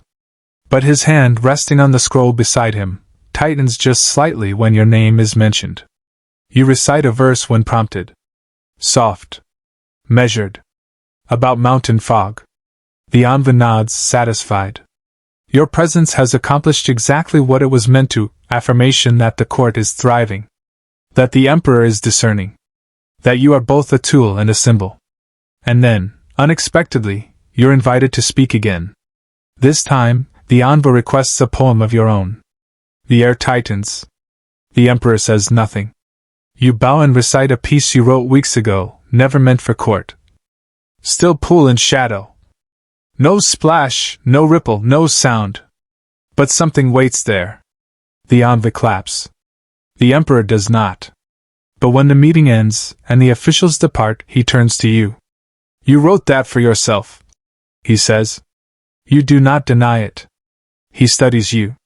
And for a moment, you see the weariness behind the silk, the exhaustion of a man constantly choosing between illusion and obligation. Don't drown in stillness, he says. Then he rises and leaves. You return to your quarters without an escort.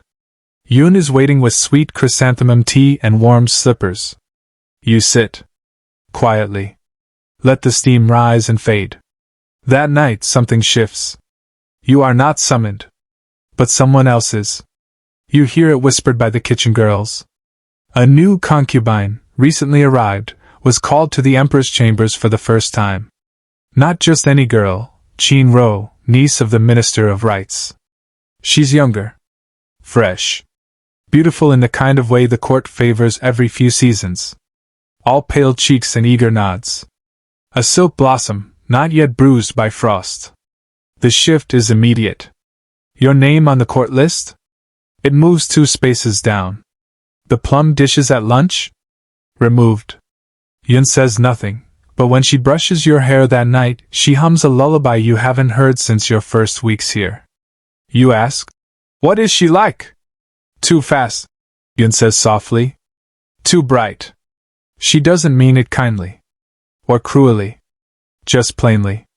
Historians still argue whether a concubine's downfall came from disfavor, or from the arrival of someone newer, someone whose silence hadn't yet curdled into strategy. You remember Lady Su. You remember how quickly the light moves from one face to another. And you remember what the emperor said, don't drown in stillness. But what if that's the only thing keeping you alive? That night you sit at your table, dip your brush into ink, and write a single line on a scrap of rice paper. Lotus roots still grow in winter. You fold it. You place it behind your hairpin case. You are not the favorite anymore. But you are not done.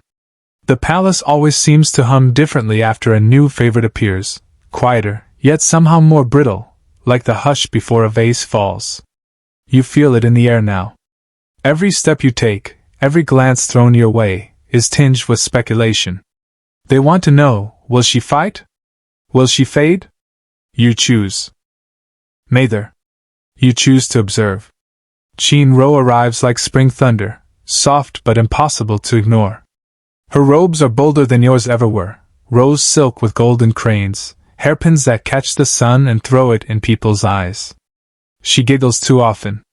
Speaks a shade too loudly. Calls the emperor, my lord, in a tone that raises eyebrows. Everyone pretends not to see it. Because she's new. And the emperor notices her. And when he notices, others must follow. You see her for the first time in the pavilion of auspicious dew, during a recital you weren't invited to, but attended anyway, because your name still rests faintly on the edge of the court register. She catches your eye. And smiles. Not cruelly. Not kindly. Just with the reckless confidence of someone who has never had to hide her ambition. Afterward, you sit in your garden with Yun, peeling lychees in silence. You eat slowly, thoughtfully. Yun brews you ginger tea without asking. The wind carries whispers from beyond the latticework. She laughed during the emperor's calligraphy lesson. She asked for a night stroll, at her request. She complained about the peony scent. You sip your tea. She's burning too brightly, Yun says. She's being given matches, you reply. And then the matches catch fire. Because 3 days later, the emperor is overheard scolding her. Not shouting, never shouting, but the silence that follows echoes louder than thunder. A day after that, Qin Ro is reassigned to the Hall of Gentle Plum, far from the central residence. A quiet demotion. No announcement. No comment. Just distance. You're not surprised. What surprises you is the message that follows. A eunuch, eyes lowered, delivers a wrapped scroll to your quarters. It's tied with red silk. Inside, a single painting. A lotus blooming through ice.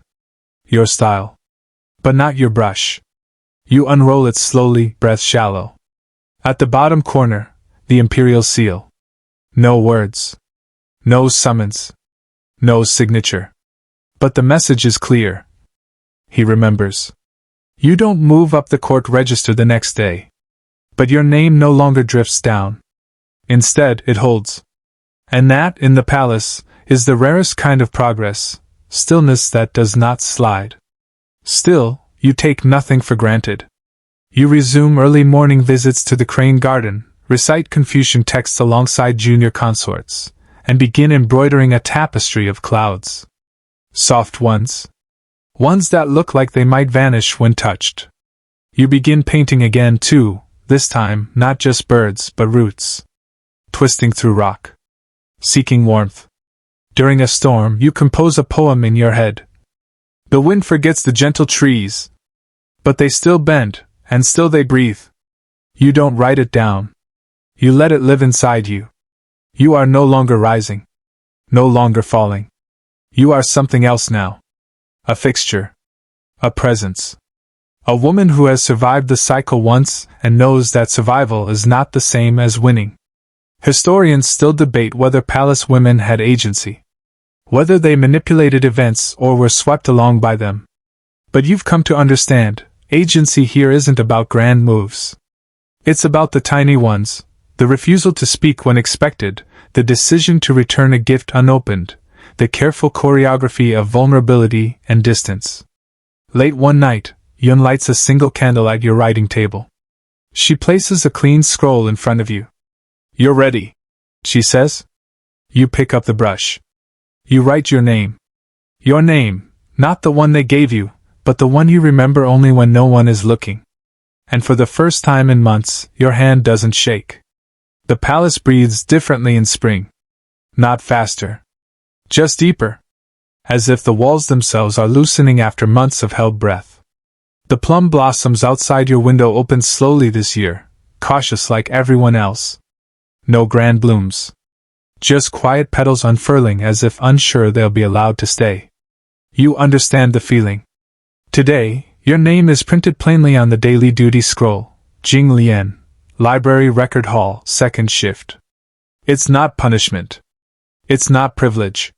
It's what they assign women whose rank has stabilized.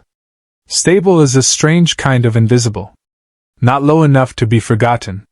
Not high enough to be feared. You're expected to behave perfectly, quietly, and above all, predictably. But today will not be predictable.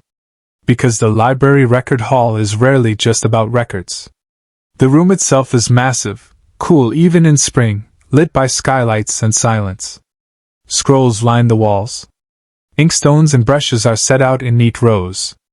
A handful of concubines work quietly, cataloging tribute poems and genealogy charts. And in the far corner you see her. Jean Ro. She sits at a low table, sleeves pulled back, copying a document without speaking. Her hair is simpler now. Her robe is modest. There is no jade in her ears, no perfume on her wrists. You haven't seen her since the demotion. The air between you tightens. She looks up. Just once. You nod. She doesn't. You.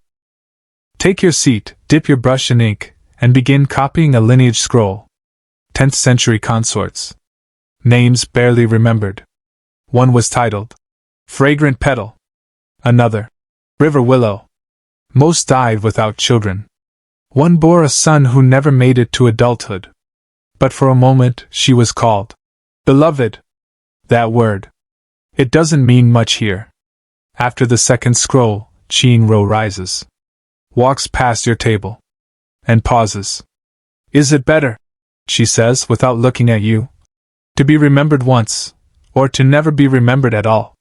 You answer without lifting your head. That depends on whether the remembering hurts. She nods. Quietly. Leaves. You don't see her again that day. That evening, a letter arrives in your quarters. Not imperial. Not sealed. Just tied with string. Inside is a poem, unsigned. The peach flower blooms too early, and falls before its scent is known. But the moss along the stone, that lives. Yun reads it, then burns it. Too obvious, she mutters. She's trying to disappear the right way. You don't comment. You understand. In this place, women who fall too quickly must either vanish completely or retreat into elegance, writing poems, serving tea, becoming graceful ghosts. By now, you've seen the cycle enough times to know it by heart. First, you are selected, then tested, then remembered, then replaced. But if you're very careful, very quiet, you might survive the replacement. You might even redefine what survival means. Because just when you think your story is finished, the palace gives you another line. Late that night, another scroll arrives. This one is different. It bears the emperor's personal seal. Inside, an invitation. Not a command. Not a summons. A request. For you to join him tomorrow at the Orchid Pavilion. A place rarely used. Private. Discreet. You don't smile. You don't weep. You sit with the scroll in your lap for a long time. You think of the line from your own hidden poem. But something waits there. Yun brings you tea. Warmer than usual. He's reaching for something, she says, watching you. And if I reach back? Yun shrugs. Then be sure your hand is steady. You sleep that night without dreams. Because your eyes remain half open in the dark. Because peace in the palace doesn't come when you're safe. It comes when you're no longer trying to be. The Orchid Pavilion is unlike any other place in the palace. You've walked past it before, always from a distance, always under supervision. Rumor paints it as a relic, an old pleasure hall from the reign of a previous emperor. Too quiet, too hidden, too sacred for daily use. But today, it's yours. Or rather, you are summoned to it. By choice. That's what makes it different. Yun helps you dress in layered white and silver, nothing that calls attention, but everything that whispers refinement. No earrings. Just a single hairpin, carved from bone and polished until it gleams like moonlight. You don't ask how Yun got it. You just trust that she knew today would matter. As you walk the stone path toward the pavilion, the palace seems to lean back and watch you. No one else is there. Not visibly. But someone always is. The garden is freshly swept. The air smells of magnolia bark and citrus peel. Even the koi in the pond glides slower, as if their movements are choreographed for this moment. He's already waiting inside. Not seated.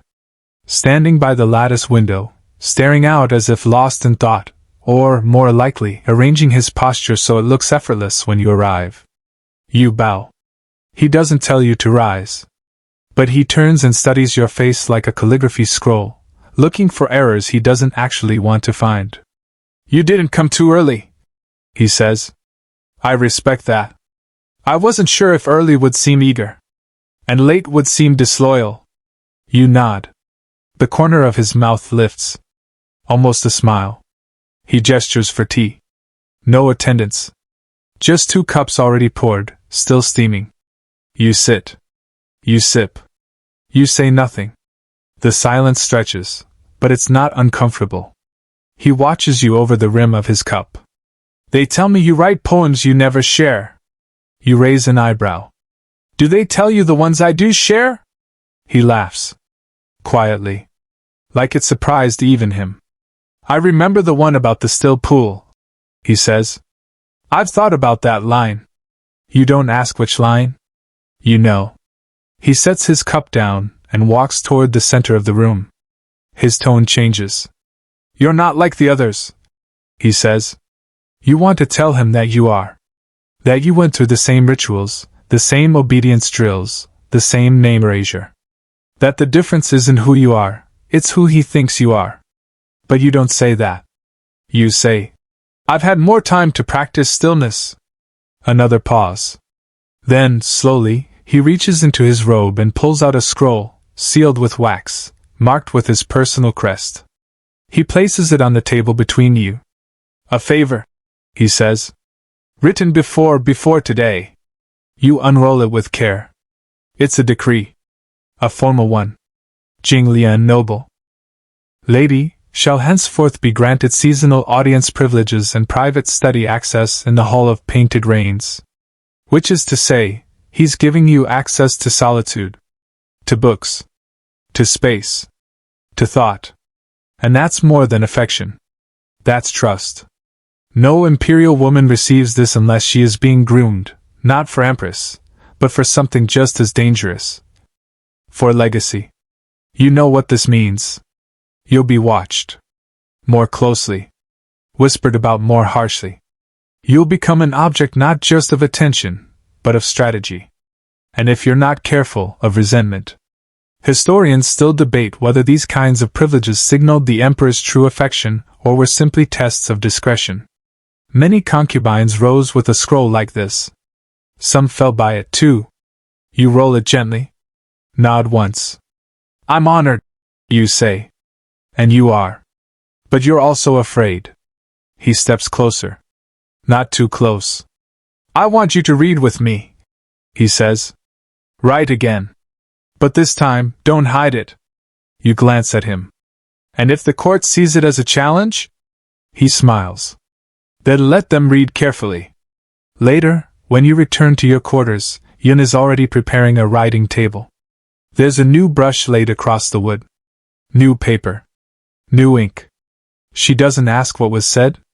She only looks at the scroll in your hand and nods. You'll need thicker sleeves, she says. And a deeper smile. You spend the evening writing a new poem. Not about birds or roots or pools. This one is about a tree that survives every storm because its branches grow inward. You don't sign it. But you fold it and place it in the center of your mirror. Let it see itself. You are no longer simply waiting. You are no longer simply surviving. You are being preserved. And in this palace, that is the most fragile and powerful thing of all. The Hall of Painted Rains smells like dust, ink, and secrets. It's quieter than even the ancestral shrine, more sacred in a way, because no prayers are offered here. Only thoughts. Only records. The walls are lined with scrolls so old their titles have faded into the parchment, and the shelves seem to breathe when you pass by them, as if exhaling memory. This is where you are now expected to spend your afternoons. Not as a servant. Not as a scribe. As a scholar. As someone with a mind. No one says that directly, of course. But the eunuch who escorts you now calls you Esteemed Lady Jing. The title is soft, but it wasn't spoken last week. The librarian bows before handing you the day's catalogue. And Yun watches you differently now. Not with caution. With care. Like she's guarding something valuable. You choose a scroll at random, to avoid the appearance of ambition. It's a collection of fables, compiled during the Tang dynasty, tales of fishermen, fox spirits, and daughters disguised as sons to escape arranged marriages. One story, about a turtle that outwits a snake by pretending to be a stone, makes you pause. You run your finger along the edge of the scroll. There's power in being mistaken for something dull. Something too still to watch closely. And then, something unexpected happens. A concubine enters the library. She isn't meant to be here. She's young, barely 17, with a name you've never heard before and eyes that flick around like a bird trapped in silk. Her sleeves are too long, her sash too tight. She curtsies clumsily when she sees you. I'm sorry, she stammers. They told me I could find you here. You glance at the eunuch. He nods, almost imperceptibly. So you invite her to sit. Her name is Lan Hua, and her voice shakes as she speaks. They said you survived? You blink. Who said that? I don't know. Just they. She looks down, embarrassed. Then pulls something from her sleeve, a folded scrap of parchment. On it, in careful calligraphy. She listens, but speaks rarely. That's how she lived. It's not signed. You didn't write it. But it's about you. Someone's turning you into a story. You smile. Gently. Lan Hua looks at you with something like reverence. You remember being her. All eyes and worry in the sense that every moment might snap you in two. You offer her tea. That night, Yun asks, "Do you want her near you?" You think carefully. "She is still whole," you say. "Still soft." Yun places a jasmine sachet near your pillow. "Then you'll have to be stoned for both of you." In the days that follow, Lan Hua returns. Quietly. Always with questions. Always with the wrong shoes or a crooked comb. She watches how you walk. How you serve tea. How you hold a brush without trembling. You don't mentor her. But you let her learn. One afternoon she asks, "Do you love him?" You pause. Then answer, "I know him." And that's all. Historians still argue about the nature of imperial love. Whether it ever existed in the way poems described it, moonlit gardens, whispered names, glances that changed fates. But you know better now. Love in the palace is not about heat. It's about endurance. And endurance, you've learned, can look a lot like affection.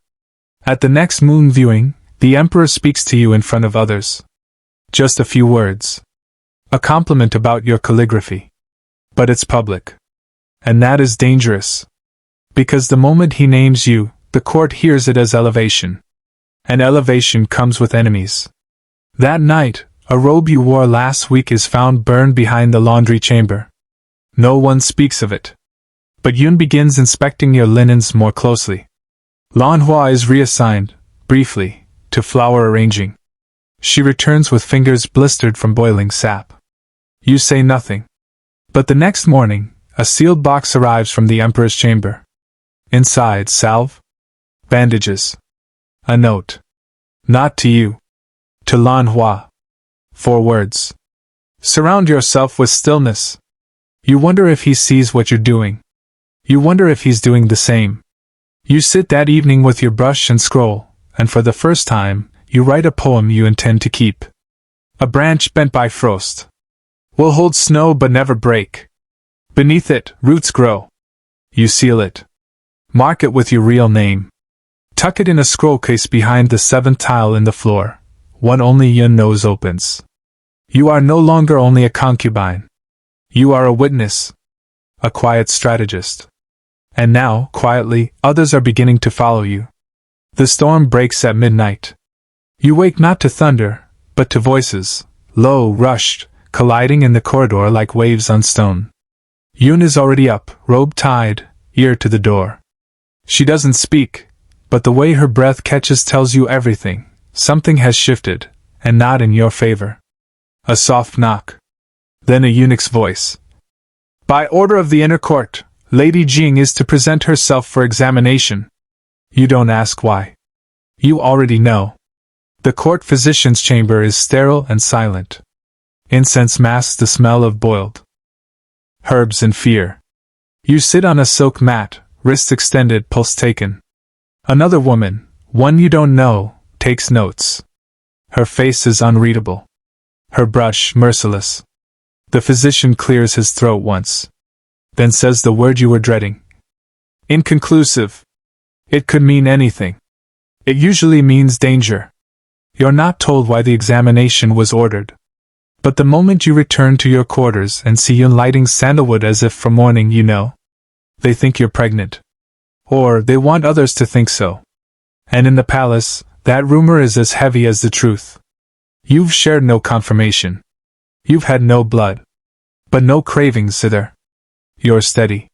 You're careful. But that doesn't matter now. The Empress will have been notified already. And so will her allies. Because if you are with child, if you might carry the Emperor's heir, then everything you are becomes a threat. Not just to other concubines, but to the entire line of succession. Historians still argue over how concubine pregnancies were handled. Whether they were celebrated or buried in secrecy until safe. Whether the Empress always knew first or last. Whether miscarriages were natural or arranged. You sit on your bed and drink the barley tea Yun places in your hands. It tastes sharp tonight. Like hesitation. That evening you receive no visitors. No flowers. No letters. But the next morning, a maid you don't recognize delivers a tray with a bowl of sweet red bean soup. It's warm. Unusual for spring. Unusual for you. You don't eat it. Yun tips it into the garden basin. The koi don't touch it. Hours pass. Then, a gift, a silk wrap embroidered with chrysanthemums. No note. But chrysanthemums mean grief. This is not a gesture of sympathy. This is a warning. You are no longer floating safely within favor. You are now orbiting something sharper. A possible pregnancy, real or not, is the tightrope above fire. And already, the palace is lighting the torches. You are summoned again. This time, to the Empress. Not for tea. Not for show. For inspection. You kneel before her, the marble cold even through layers of silk. She doesn't greet you. Just, "We value clarity in this court." You bow. Say nothing. Women who are unclear about their state cause instability. Still, you say nothing. She leans forward. "If you are unwell, you will be cared for. If you are lying." She doesn't finish. She doesn't need to. You lower your head. And she dismisses you with a flick of her sleeve. Back in your chamber, Yun has drawn the screen. She says only, "You need to write it down. All of it. In your words." So you do. Not for court. Not for defense. For yourself. Because if you fall, you'll do it knowing you tried to leave a record no one else could erase. You begin on plain parchment. "Today, I was named a possibility." You write slowly. Steadily. Lan Hua slips into your chamber after dusk. She bows, trembles, says nothing, but leaves a lotus carved from wax beside your tea tray. A charm. A prayer. A reminder, you're not entirely alone. That night, the Emperor does not summon you. But your name is still on the register. Marked with a small circle. The symbol for under observation. You lie awake listening to the rain patter against the courtyard tiles. And in your chest, something flickers. Hope? Fear? Or maybe just the understanding that once you are suspected of bearing something important, you are no longer a person. You are a container. A threat. A future. Or a failure. You don't know yet. But the rest of the palace is already deciding for you. The next morning, the sky is colorless. Not gray. Not silver. Just blank, like the world forgot to finish painting it. You wake early, not because anyone calls you, but because sleep has become something fragile. Something you borrow, not own. Yun is already boiling water when you sit up. She doesn't speak. She pours ginger tea into a ceramic cup with a faint crack in its rim. "Drink it slowly," she says. "And say nothing to anyone today." You nod. The rumor has now matured. You hear it in the spaces between footsteps, feel it in the strange, too warm smiles from concubines who wouldn't have looked at you a week ago. Even Lan Hua avoids your gaze today, not from fear, but from awareness. You're not Lady Jing anymore. You're the maybe mother. And that changes everything. You're summoned to the Hall of Clear Wind. Not a place of ceremony, one of protocol. Medical. Bureaucratic. Clinical in every way. 2 midwives and a court physician examine you behind silk screens. You undress in silence. Submit in silence. Redress in silence.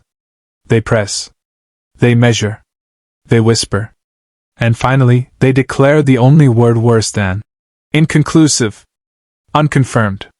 Which means you're now in the most dangerous state of all, possibly pregnant. Which is to say, useful, but not protected. You walk back alone. No escort. No fanfare. Just the faint sound of your own slippers over stone. By the time you reach your quarters, 2 things are waiting for you. First, a covered bowl of winter melon soup, gifted by Consort May. Second, a robe in imperial red silk, anonymous, unsigned. Yun doesn't let either through the threshold. She burns the robe. Pours the soup into the roots of the plum tree. "Too loud," she mutters. You sit quietly while she oils your hair. Her fingers are slower today. Less sure. "I can say it's not true," you whisper. Yun presses the comb a little harder than necessary. They'll believe it's true until someone else is more interesting. Later, a scroll arrives, not to your hand, but to the record hall. It contains poetry assignments for 4 noble ladies. Your name is not among them. You've been removed from literary service. You've been replaced by someone else. You are now too delicate to write, yet not valuable enough to be protected. It's a void position. An invisible title. A place that, historically, many concubines never returned from. One bore the emperor's child, only to be poisoned before the baby drew breath. One faked illness for months to delay judgment, then was reassigned to temple service, her hair shorn. Another simply vanished. Historians still argue whether she was real. You sit by the window and begin painting again. Not birds this time. A vine. Twisting. Reaching. Around the base of a stone lantern, its petals half open. The brush glides easily in your hand. Yun watches you from across the room. There's an answer coming, she says. And it won't arrive in words. You nod. Because the silence has thickened around you. Not emptiness. Preparation. At twilight, the emperor sends for you. Not to his chamber. To the moonlight pavilion. A neutral place. Private. Temporary. You arrive dressed in ash-gray silk, as modest as moonlight, hair pinned low, voice swallowed by caution. He's already seated. He doesn't rise. He doesn't offer tea. Only, they say you carry something. You kneel. I do not know. He studies you. Not with warmth. With something closer to calculation. They are preparing. For something. You understand this? You nod. And then, in a tone so soft you almost miss it. You should leave the court. Your breath catches. Am I dismissed? No, he says. I'm advising. That word. Advising. It tastes like mercy with a blade inside. I haven't done anything. You whisper. He looks away.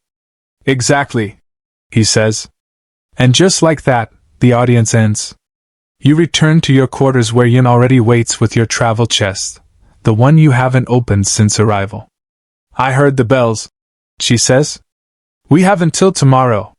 And for the first time, you understand what leaving the court actually means. It doesn't mean freedom. It means containment. You won't go home. You'll be sent to a quiet house, one of several scattered just beyond the palace walls, where concubines are kept out of sight until their bodies confirm or deny their usefulness. If you are with child, and the child lives, you'll return. If not, you'll be forgotten. A name on a page. A missed brush stroke. Yun lights a single lantern and places it by your bed. You watch the flame flicker, reflected in the window glass. This is what the palace does best. It lets you shine. Then decides where your light belongs. You leave before sunrise. No ceremony. No guards. Just a single curtain carriage, pulled by silent horses through a gate you didn't know existed. Yun rides with you. She doesn't speak. Neither do you. The silence is thicker than the early morning fog clinging to the palace roofs behind you. You don't cry. That would suggest finality. And nothing is final here, not love, not punishment, not even departure. The road bends away from the forbidden city, and with every mile, you feel less like a concubine and more like a rumor slowly unraveling. The quiet house, as they call it, is a villa tucked into the side of a pine-covered hill, far enough from court to be forgotten but close enough for eunuchs to arrive without delay. It smells of rice, camphor, and lavender. The walls are painted in soft blue hues. There are no locks. But you feel caged all the same. 2 other women live here. Either of them speaks your name. One is older, maybe 30, her gaze distant, her hands constantly folding and unfolding cloth. She hums sometimes. Songs from before. Songs no one dares sing inside the red walls. The other is younger. Blank-eyed. She stares out the window for hours at a time. You don't know what she's waiting for. You don't ask. Each of you has been sent here for the same reason, potential. You are not yet elevated. Not yet discarded. Just waiting. The villa is managed by an older attendant named Madame Lee, who speaks sparingly and walks like she once marched. She brings meals on a strict schedule. Always simple. Always warm. Never sweet. There are no mirrors in your chamber. You wonder if that was intentional. The days stretch. Endless and muted. You wake early, bathe in cold water, eat boiled greens and congee, and walk the perimeter garden. You embroider. You write poems on paper that no one will read. You paint birds that no longer have names. Yun never leaves your side. She says little, but she listens. When your hand trembles over your teacup one afternoon, she catches it before you even feel the cup tip. You'll come back, she whispers. Or you'll become something else. 3 weeks pass. Your body changes. Or doesn't. You feel no movement. But you sleep more. Eat less. The silence becomes part of you. A eunuch arrives with a sealed envelope. You recognize the handwriting. The Emperor's. It says only, "Stillness is not surrender." No signature. No seal. You burn it after reading. The next day, a physician visits. He examines you behind a screen, takes your pulse, studies your color. He says only one word before leaving. Empty. That evening, Madame Lee delivers a new robe. Light blue. Travel weight. Yun places your things in your chest without being asked. You're not going back to your old quarters. You're going to the Hall of Gentle Clarity, where women who've been tried, but not useful, are kept in ceremonial quiet. Still ranked. Still titled. But removed from rotation.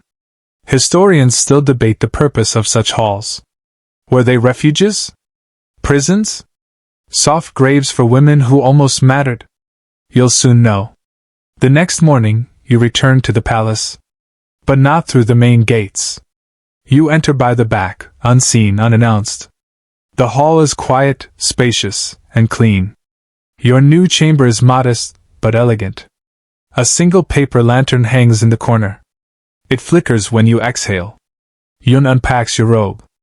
Then, finally, she says, "You're safer now." You nod. But safety in the palace has its price. You are no longer suspected. You are no longer watched. You are no longer remembered. Your name is still in the registry.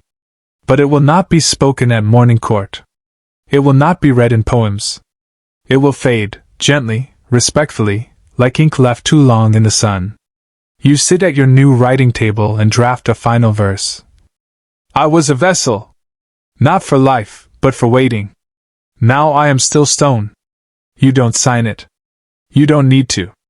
Because you have learned the last lesson of the palace. Even quiet things cast shadows. And even forgotten women remember themselves. They call the Hall of Gentle Clarity peaceful. It is, in a way. No screams. No whispers. No sudden knocks at the door. The days unfold like careful brushstrokes, smooth, deliberate, silent. Your chamber is just large enough for a writing table, a wardrobe, and a window that opens onto a small walled garden, where a single pine tree leans as if listening. You are expected to keep a daily schedule. Morning prayers. Tea service. Calligraphy practice. Everything done correctly. Everything done quietly. Yun remains at your side. She is no longer your maid. Officially, she's your house assistant. Unranked. But still loyal. She speaks less now, but her presence anchors you, like a stone in the center of a river. You are allowed one scroll a day from the palace archives. You select carefully: historical treatises, records of former concubines, philosophical texts. You begin to notice a pattern in the stories. Most of the women vanish halfway through the record, their names replaced with titles, then footnotes, then silence. You are, in every way, becoming one of them. And yet, there's something different. Each morning, before dawn, you receive a single camellia. Laid on your windowsill. Always red. Always fresh. No note. No escort. Only the flower. You never speak of it. But you keep each one for a day before letting you impress the petals into a thin ledger you keep tucked beneath your bed frame.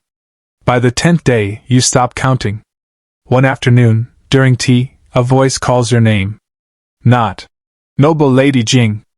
Not esteemed lady. Just Jing Lian. You turn.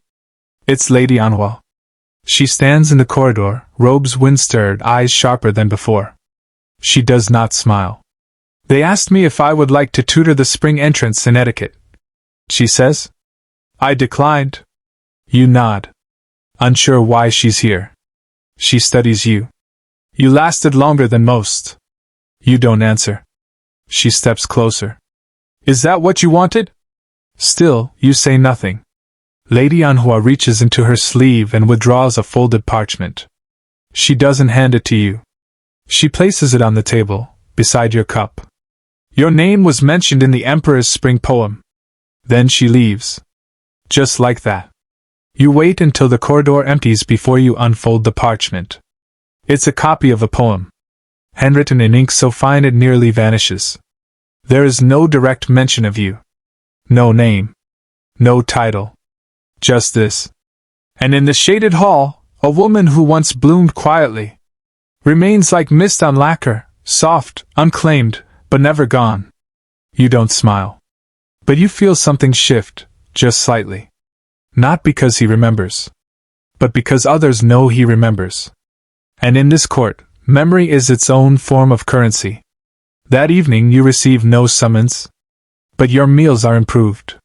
Your name moves one line up in the roster, barely noticeable.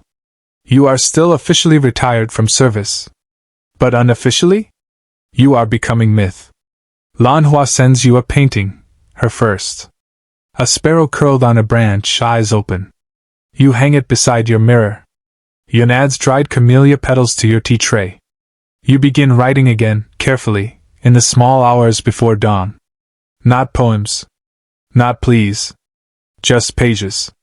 Observations. Feelings. Fragments of what it meant to be almost chosen, almost remembered, almost powerful. You no longer expect return. You no longer fear silence. You exist in between.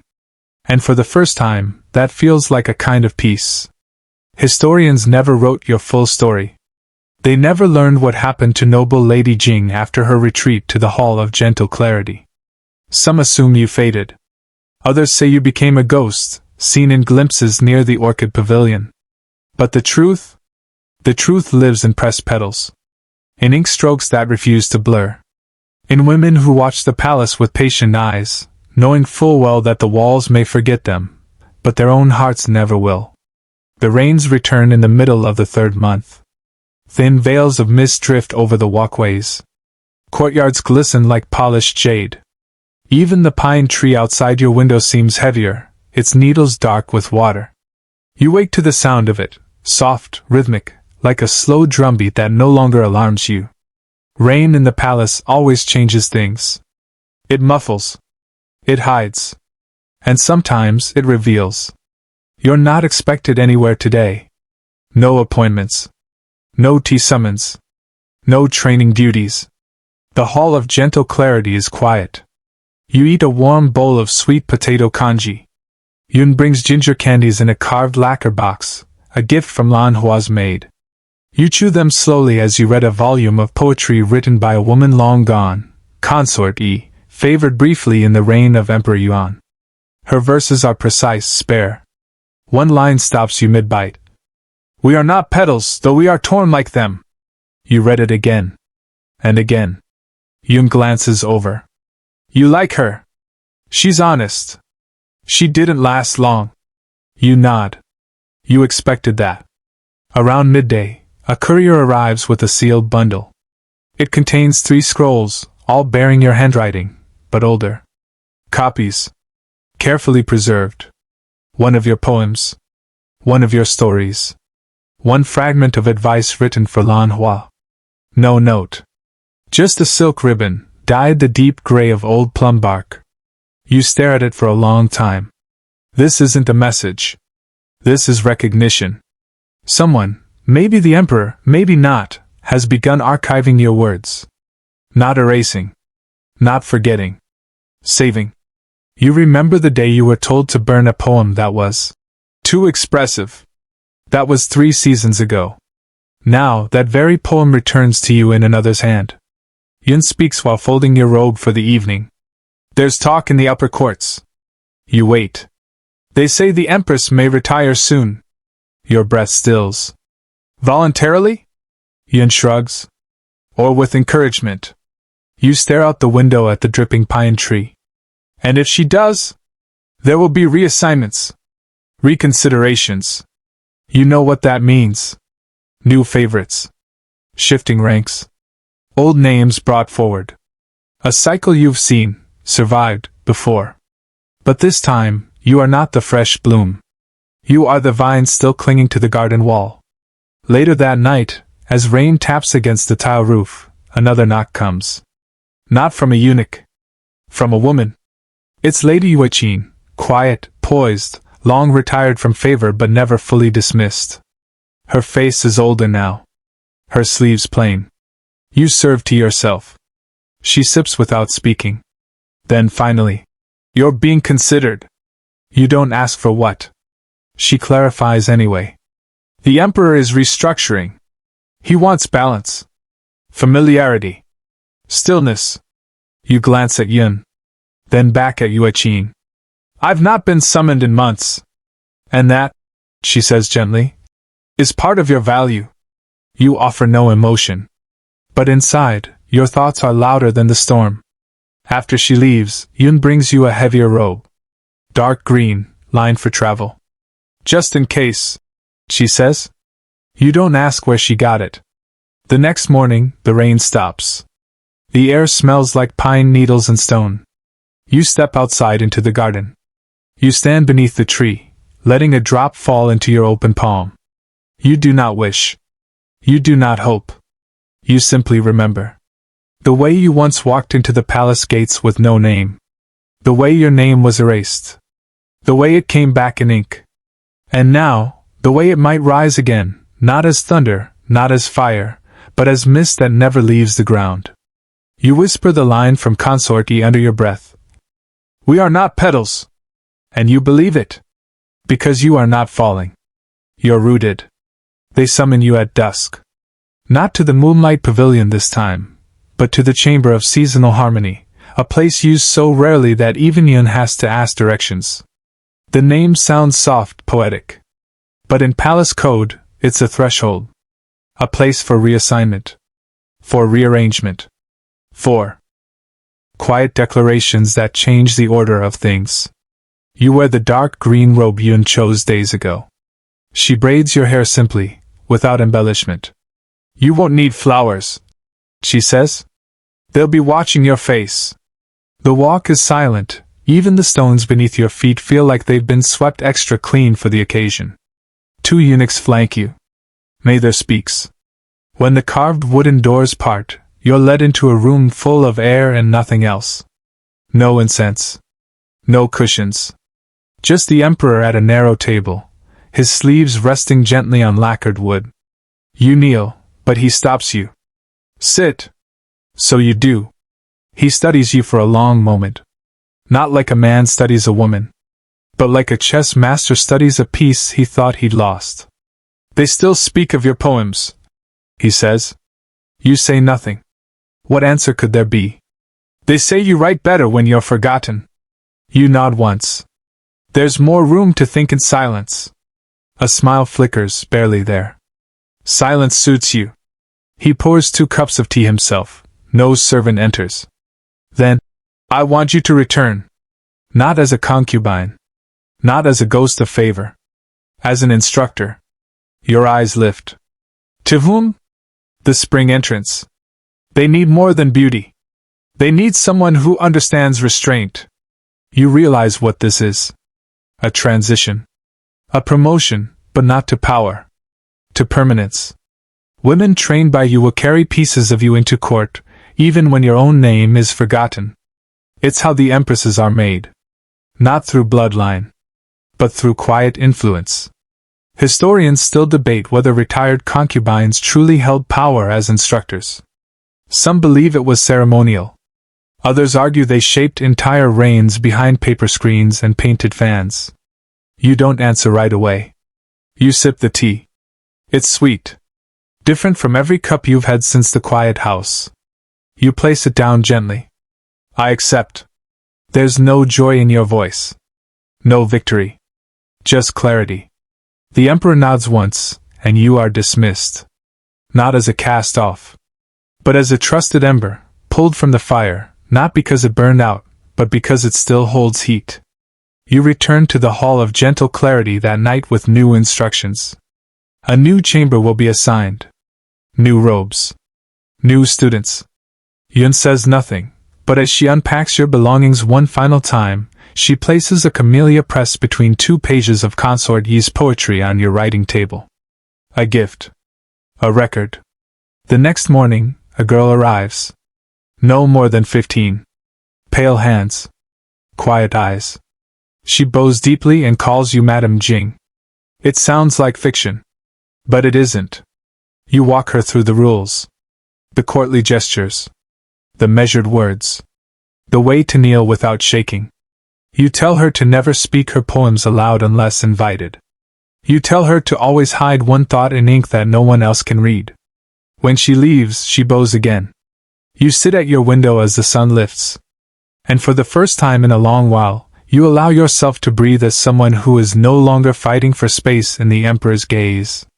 You've found a space that doesn't depend on gazes at all. Only echoes. The first week of instruction passes like the turning of a silk fan, quiet, deliberate, unfolding in patterns only visible when fully opened. You now rise before dawn not for approval, but for preparation. Lessons begin at the hour of the red lantern, when the air is cool and the garden shadows are still soft. You teach from a shaded veranda overlooking a koi pond. The girls sit in neat rows, heads bowed, voices low. Some speak too quickly. Some bow too low. But they learn. You teach them the practical things first, how to pour tea without ripples, how to address a eunuch versus a senior consort, how to nod without appearing eager. Then come the subtler lessons. How to wait. How to listen. How to speak in half-truths wrapped in poetry. One girl, Min, reminds you of yourself, before the silence taught you patience. She's sharp, too quick with her tongue. One morning, she recites a poem that criticizes the winds for favoring certain flowers. You tell her it's beautiful. Then quietly remove her name from the week's performance roster. She'll learn. Or she won't. You don't need to force it. At night you write. Not for others. Just for yourself. A collection of unspoken verses, written in a cipher only you and Yun understand. They are not for posterity. They are for preservation. You reread the Emperor's spring poem. You no longer feel anything when you see that veiled reference to you. You no longer need to. One evening, as twilight dims the courtyard, Lady Anhua returns. No ceremony. No warning. She watches your students bow, then nods approvingly. Better than we were, she murmurs.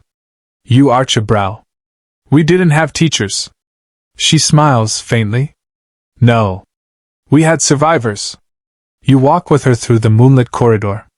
The palace is hushed, but not asleep. You've heard the rumors? She asks. You nod. The Empress has retired, officially citing illness. Unofficially? No. One knows. But the power vacuum is real. Alliances are shifting. Names are being whispered in corners like silk being torn. Someone asked if I would return. Lady Anhua says. Will you? No, she replies. But I told them they should ask you. You stop walking. I'm not qualified. You're trained. And you still have a name that echoes. You look away. The title of Empress is not a crown. It's a trap made of gold thread. Worn beautifully, but designed to constrict.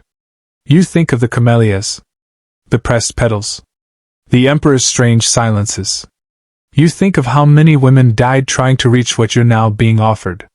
You return to your quarters that night and find a sealed scroll waiting on your table. Your name is written in the Emperor's hand. Inside there's no request. Just a verse. Those who no longer hunger are safest to feed. Beneath it, a single sentence. You would be accepted.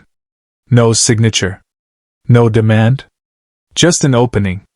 You sit with Yun by the candlelight, the flame dancing between you. If I say yes, you murmur, I lose everything that gave me peace. Yun's voice is steady. If you say yes, you become what others only imagine. And if I say no? She leans back, folds a cloth slowly in her lap. Then you remain the only true poet this court ever forgot to fear. You smile, gently, sleepily. Because you know now, both choices are cages. But one lets you design the bars. You close your eyes. You will answer in the morning.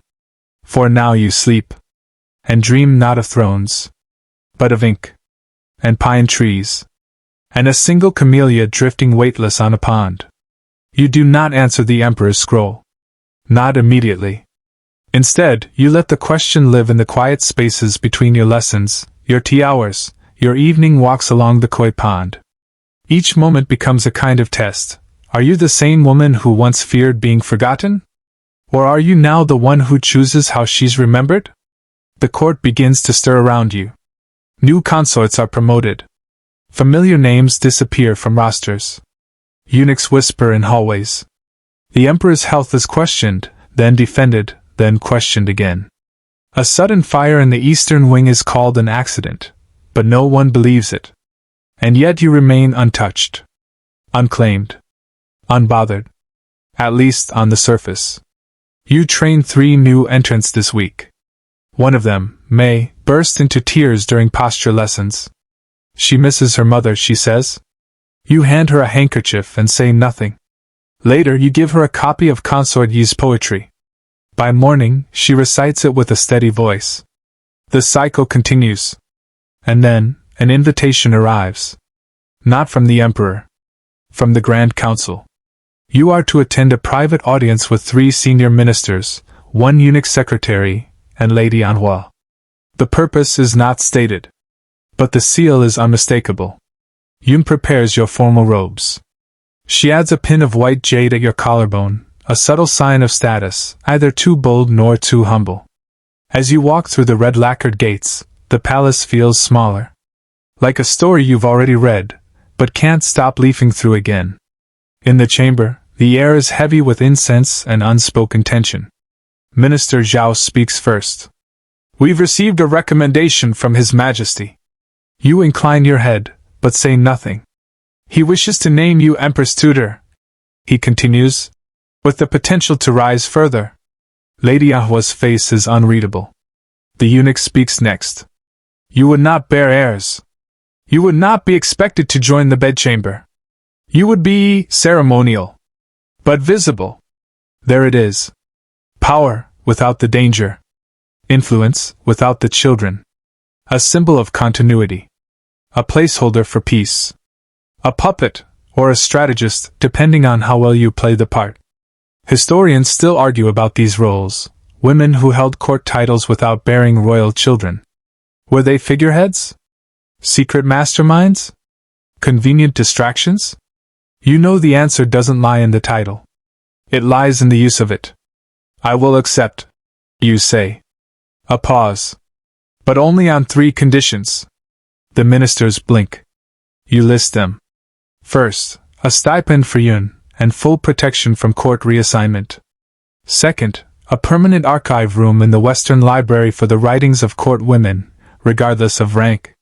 Third, the right to reject bedchamber summons, even ceremonial ones. The silence thickens. Lady Anhua raises a single eyebrow. Minister Zhao exchanges glances with the others. Then, agreed. Just like that. You are escorted back not to the Hall of Gentle Clarity, but to the Pavilion of Eternal Insight, a space once reserved for retired empresses. You are the first concubine to ever reside there. Your chamber smells of sandalwood and old ink. You smile. You unpack your things yourself. Yun places the jade pin in a carved box beside your scrolls. That night, the moon is sharp and full above the courtyard. You sit beneath it and begin your first letter as Empress tutor. It is not addressed to the Emperor. It is for May. Inside you write, "Learn the silence before you master the words. Learn to lose before you lead. And never trust a title more than a gesture." The next morning, the camellia arrives again. But this time, it's white. And somehow, that feels exactly right. Because you are no longer in bloom. You are the root. The one who stays even when the petals are gone. Your days as Empress tutor begin not with ceremony, but with stillness. There's no fanfare. No parade of silk banners. Just a soft knock at dawn, a steward bearing a tray of dried fruit and warm rice porridge, and the rustle of your robes as you step into the courtyard for your morning walk. The pavilion of eternal insight is nestled near the edge of the palace grounds, quiet, with its own private pond, a grove of plum trees, and a study lined with scrolls from generations past. You wonder how many women stood here before you. How many were remembered? How many simply weren't? Your responsibilities are precise. You attend weekly court rituals, not to participate, but to observe.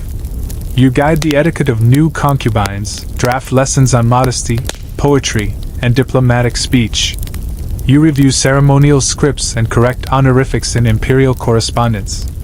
And 3 times a week, you sit with the emperor. Not in chambers. Not in private.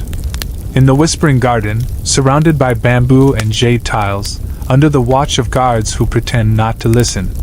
The two of you sip tea and talk, rarely about politics, almost never about the past. Sometimes he asks about your students. Sometimes he reads a new poem. Once, he says, "They told me you changed." You glance sideways. "I had to." He nods. "I didn't." You let that hang in the air like steam above the teacup.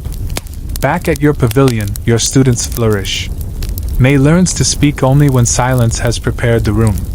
Lan Hua, older now, more cautious, returns as an aide, and you quietly give her copies of her earliest poems, saved and bound by Yun in soft blue silk. You've become a symbol. Not the empress. Not even the emperor's consort. Something more elusive. More enduring. A woman with nothing left to prove, and everything left to teach. One afternoon, a servant girl trips in front of you, scattering a tray of inkstones. In the past, this would have cost her dearly. But you kneel, gently, and help her gather them. Later, Yun scolds you.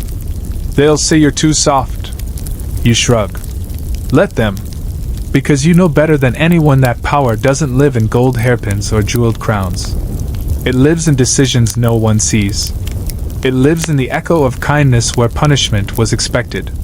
And it lives in records." You begin a new scroll series, Chronicles of the Unnamed. Fragments of servant stories. Forgotten consorts. Ghosts of the palace who never made the records.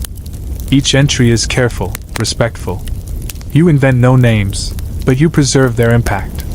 One of your entries reads, "She was the voice that spoke through others. She was the silence between 2 empresses. She never held the seal, but she held the room." Historians will debate the authorship. Some will call it apocryphal. Others will insist it's yours. You don't care. The truth, you've learned, is less about who writes history, and more about who outlasts it. The emperor grows weaker. His cough lingers. There are rumors of succession. But you stay out of it. You are not a piece on that board anymore. One night, you sit at your writing desk, camellia petals pressed beneath your elbow. You write a final line before the ink runs dry.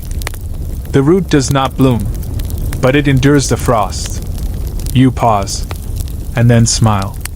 Because you finally understand your place. Not in the harem. Not on the throne. But in the story that survives after. Autumn arrives with a softness you didn't expect. Leaves shift from jade to amber overnight.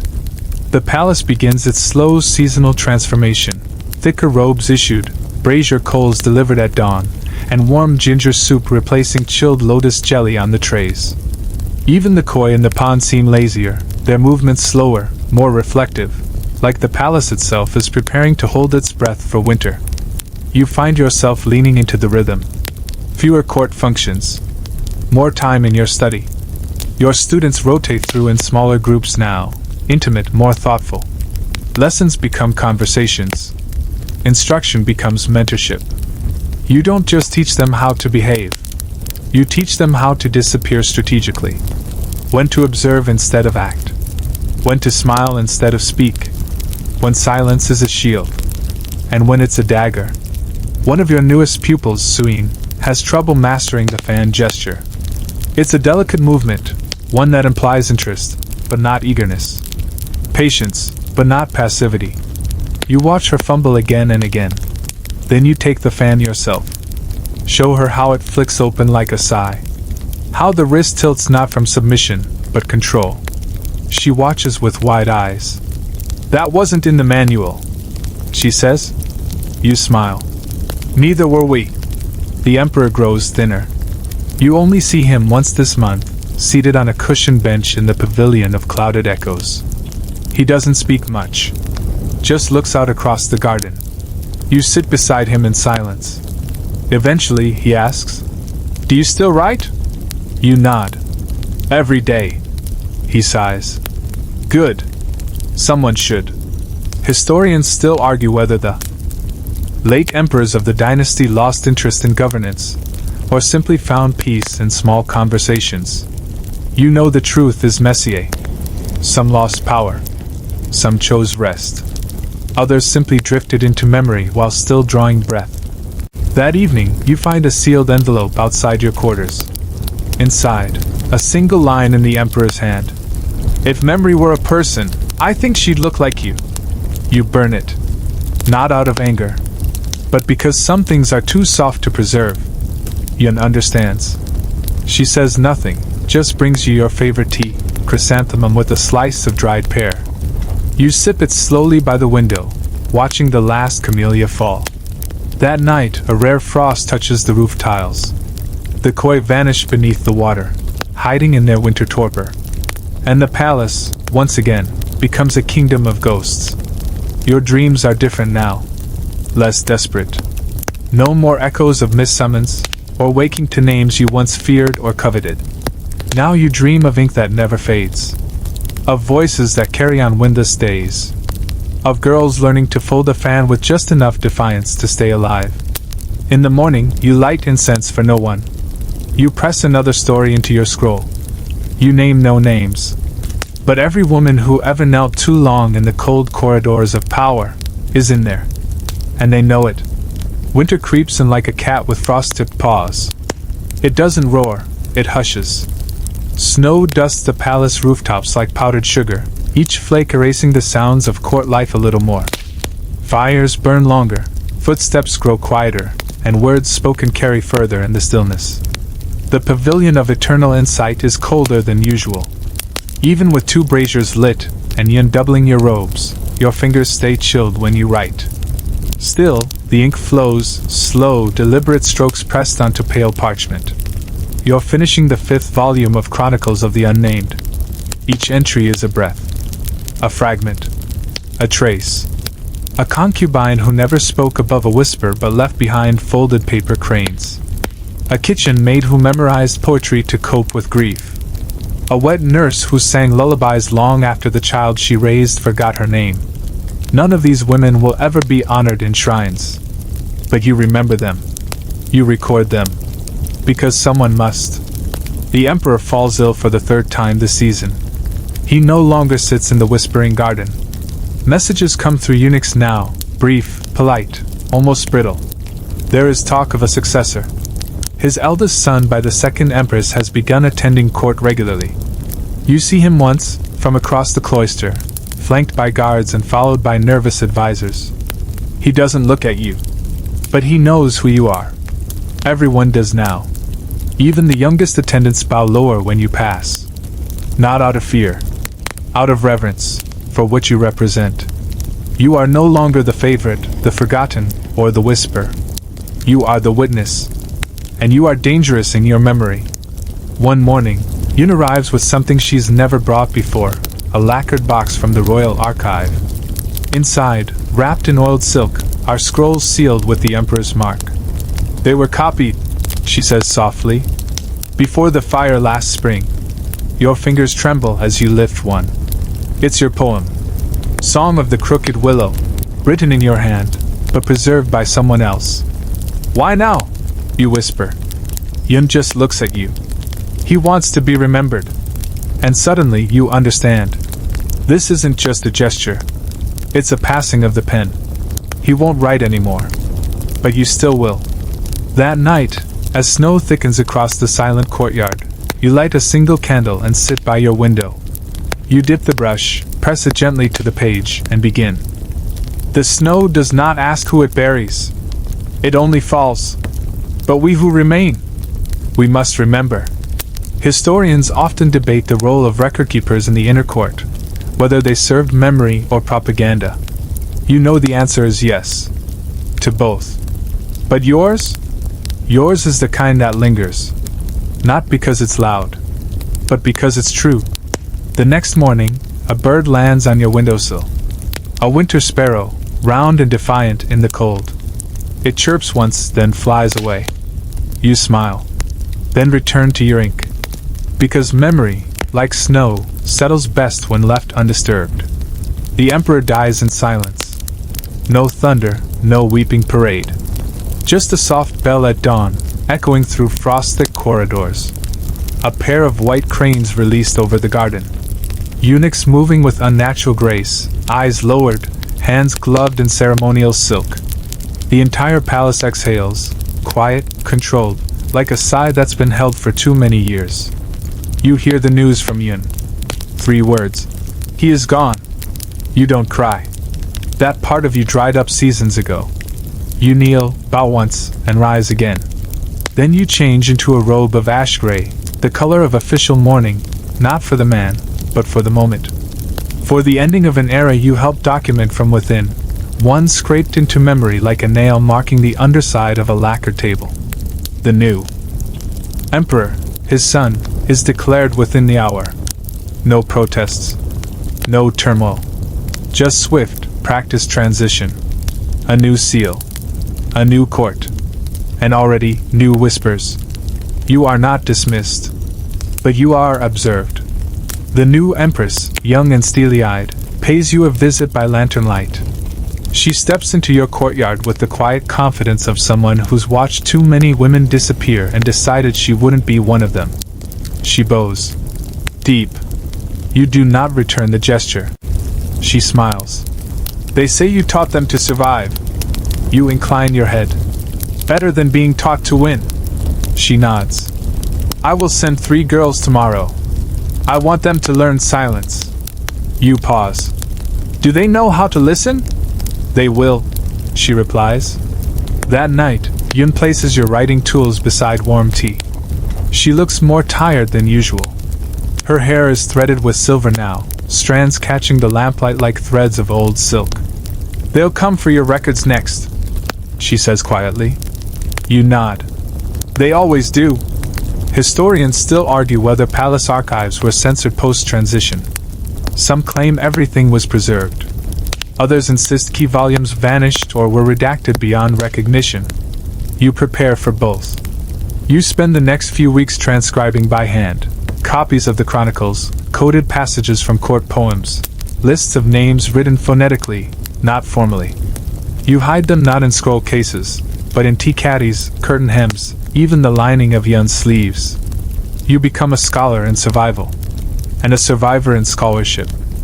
A month after the coronation, you are summoned. This time, not by a man, by the Empress. She sits at the head of a round table. No throne. No guards. Just a scroll unsealed. I want this kept, she says. You scan the parchment. It's a list of decrees, relief for flood-hit provinces, pardons for 3 imprisoned scribes, and a new stipend for tutors of court girls. At the bottom, a single line. By the hand of a woman who remembers. You look up. Do you want credit? She shakes her head. I want it recorded. You press your seal at the bottom. The first act of a new dynasty preserved, not by conquest, but by choice. When you return to your quarters, the snow has turned to rain. You sit by the open window, letting the wind lift the scent of camellia oil and parchment. You think of the emperor, not as the ruler, but as the man who asked you to return, who handed you a cup of tea with trembling fingers. You think of the empress, not as your rival, but as your continuation. You think of yourself, not as a concubine, or a poet, or a tutor, but as a bridge. And even bridges, you know, outlast the rivers they cross. Spring returns without asking. The plum blossoms bloom earlier than expected, dotting the bare branches like soft punctuation marks at the end of a quiet sentence. The pond thaws. The koi re-emerge. Palace courtyards buzz with life again. Tailors measuring fabric for festival robes, scribes preparing scrolls of New Year blessings, musicians rehearsing tentative melodies carried on the breeze. And you? You stay seated in your pavilion, wrapped in a shawl of old silk, brush in hand. Your ink is thinner now. Not from age, but from memory. You write slower, letting the weight of each character settle before the next arrives. There's no rush. No performance. Just preservation. A patient sort of legacy.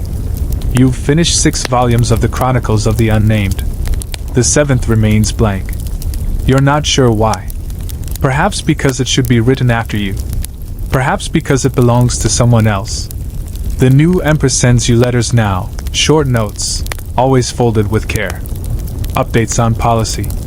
Questions about court ritual. Once, she sends a dried camellia petal in a silk sachet, no note included. You smile when you open it. You don't need the words. Yun has grown quieter. Her hands tremble more, and she spends longer sitting than standing. You catch her sleeping near the brazier, her hair undone. She always wakes with a start, apologizing. You always hush her. You've long since stopped needing apologies from people who gave you time. One afternoon, a young eunuch, barely old enough to shave, arrives with a request. The Empress would like you to review the records of former consorts for errors. You know what that means. But you agree. Over the next weeks, you pore through scrolls that once bore weight like a sword. Records of who was favored, who bore children, who was punished for what and when. You correct nothing. But you annotate everything. In red ink you add margins like whispers. She wept for her sister that morning. The child's death was not an accident. Her poems were burned. I kept 2. These aren't edits. They're footprints. So one day, if someone walks these halls with questions instead of power, they'll find you. Not in the official story, but in the truth that waits beside it. Historians still debate whether such annotations were allowed. Some argue these entries were private. Others believe they were made public centuries later, rediscovered in a corner of a forgotten archive. You suspect both are true. You receive fewer visitors now. Mei has married into a regional post. Lan Hua oversees the court music school. Suyin sends a hand-sewn fan with gold thread and a note. You taught me how to vanish, but I chose to stay. You smile. You've never been prouder of being outgrown. That night, as cherry blossoms drift silently through the open screen, you lift your brush again. You don't write a poem. You draw a map. Of the palace, not the rooms, but the stories. Each pavilion marked not by name, but by memory. You write. Here, a girl wept behind a screen. Here, a boy fell in love with a woman he could never name. Here, I chose not to become what they expected. It's not cartography. It's confession. The next morning, Yun brings your tea. She looks at the map, then at you. Will they understand it? You smile. Only the ones who matter. Because you know now. Some stories aren't meant to be explained. Only felt. Only followed. Only found, one blossom at a time. Your final spring in the palace begins with a breeze. It drifts through the lattice windows like a soft sigh, stirring the edges of old scrolls and waking dust that has long settled in the corners of your study. The scent of camellia and sandalwood mixes with sunlight, warm, golden, tender like a memory you don't have to chase anymore. You are slower now. Not weakened, just deliberate. Your mornings are shorter, your evenings longer. You spend more time seated than walking, and more time remembering than recording. But your thoughts are not heavy. They rise and drift like petals on still water. Outside, a new generation of girls begins their training. You watch them from a distance, tucked behind a screen in the garden veranda. Their movements are unsure, their laughter still untempered by discipline. But you see it in one of them, a tilt of the head, a pause before speaking. That flicker of awareness. She'll do fine. You nod once, and return inside. Yun brings your tea in silence now. She doesn't ask if you're writing. She knows the ink is almost gone. She simply lays a fresh robe beside your bed each morning, and lights the brazier before you even ask. You once feared being forgotten. Now you realize, you've scattered yourself in too many places to ever disappear entirely. In the folds of a fan. In the margin of a poem. In the hesitation before a girl speaks her first truth. The new empress visits you again. She arrives without entourage, in simple robes, her hair pinned low. She brings a box, small, wrapped in brocade, and places it on your writing desk. "It's yours," she says. You open it. Inside, your earliest scroll. The one with the crooked characters, the ink blot where you cried. It had been lost. Or so you thought. "I kept it," she says. "All these years." You touch the parchment. It smells faintly of jasmine and something older, like ash. "I thought it would make me foolish," she adds. You meet her eyes. "It makes you real." She bows, not deeply, not for show. Just enough. As she leaves, you call out softly, "Take care of the girls." She turns. "I already do." That night, you light a single taper and begin the wind-down scroll. Not a chronicle. Not a map. Just a closing breath. You write. To the ones who were never named. I remember you. To the ones who whispered through silence. I heard you. To the ones who feared the frost. Spring came anyway. And then you stop. Because there is nothing left to write. Not because the story has ended, but because it lives now in other hands. Yours have done enough. You sit at the window as evening falls. The lanterns glow amber in the courtyard. Somewhere, someone is learning how to speak softly with strength. Somewhere, someone is choosing not to kneel. And you, wrapped in quiet, smile. Because you survived. You endured. And in doing so, you changed the story. Just enough. The night deepens. The palace quiets. You are no longer writing. The ink has dried. The parchment cools in the shadows. Even Yun has gone to rest, her footsteps retreating down the hallway like the final lines of a favorite poem. Outside, the wind is gentle, carrying the scent of blooming magnolia. The moon hangs low, soft and pale, like a lantern left glowing on a long-forgotten path. Its light settles across your lap as you sit, unmoving, wrapped in robes as old as the stories they contain. You breathe in. Slowly. Not as a concubine. Not as a court tutor. Not as a survivor of palace politics and whispered betrayals. Just as yourself. The quiet is full, not empty. Full of names unspoken. Glances shared. Petals fallen. Scrolls penned under flickering oil light. Laughter stolen in hidden corners. And tears dried before they were ever allowed to fall. The pavilion of eternal insight no longer holds ambition. It holds memory. It holds peace. And you are its keeper. Beyond the garden wall, a nightingale begins to sing. Not loudly. Not boldly. Just enough. Its song drifts across rooftops, through flowering trees, into windows where girls still sleep, still dream, still wonder if their voices will ever be heard. They will. Because you made space for them. Because you taught them how.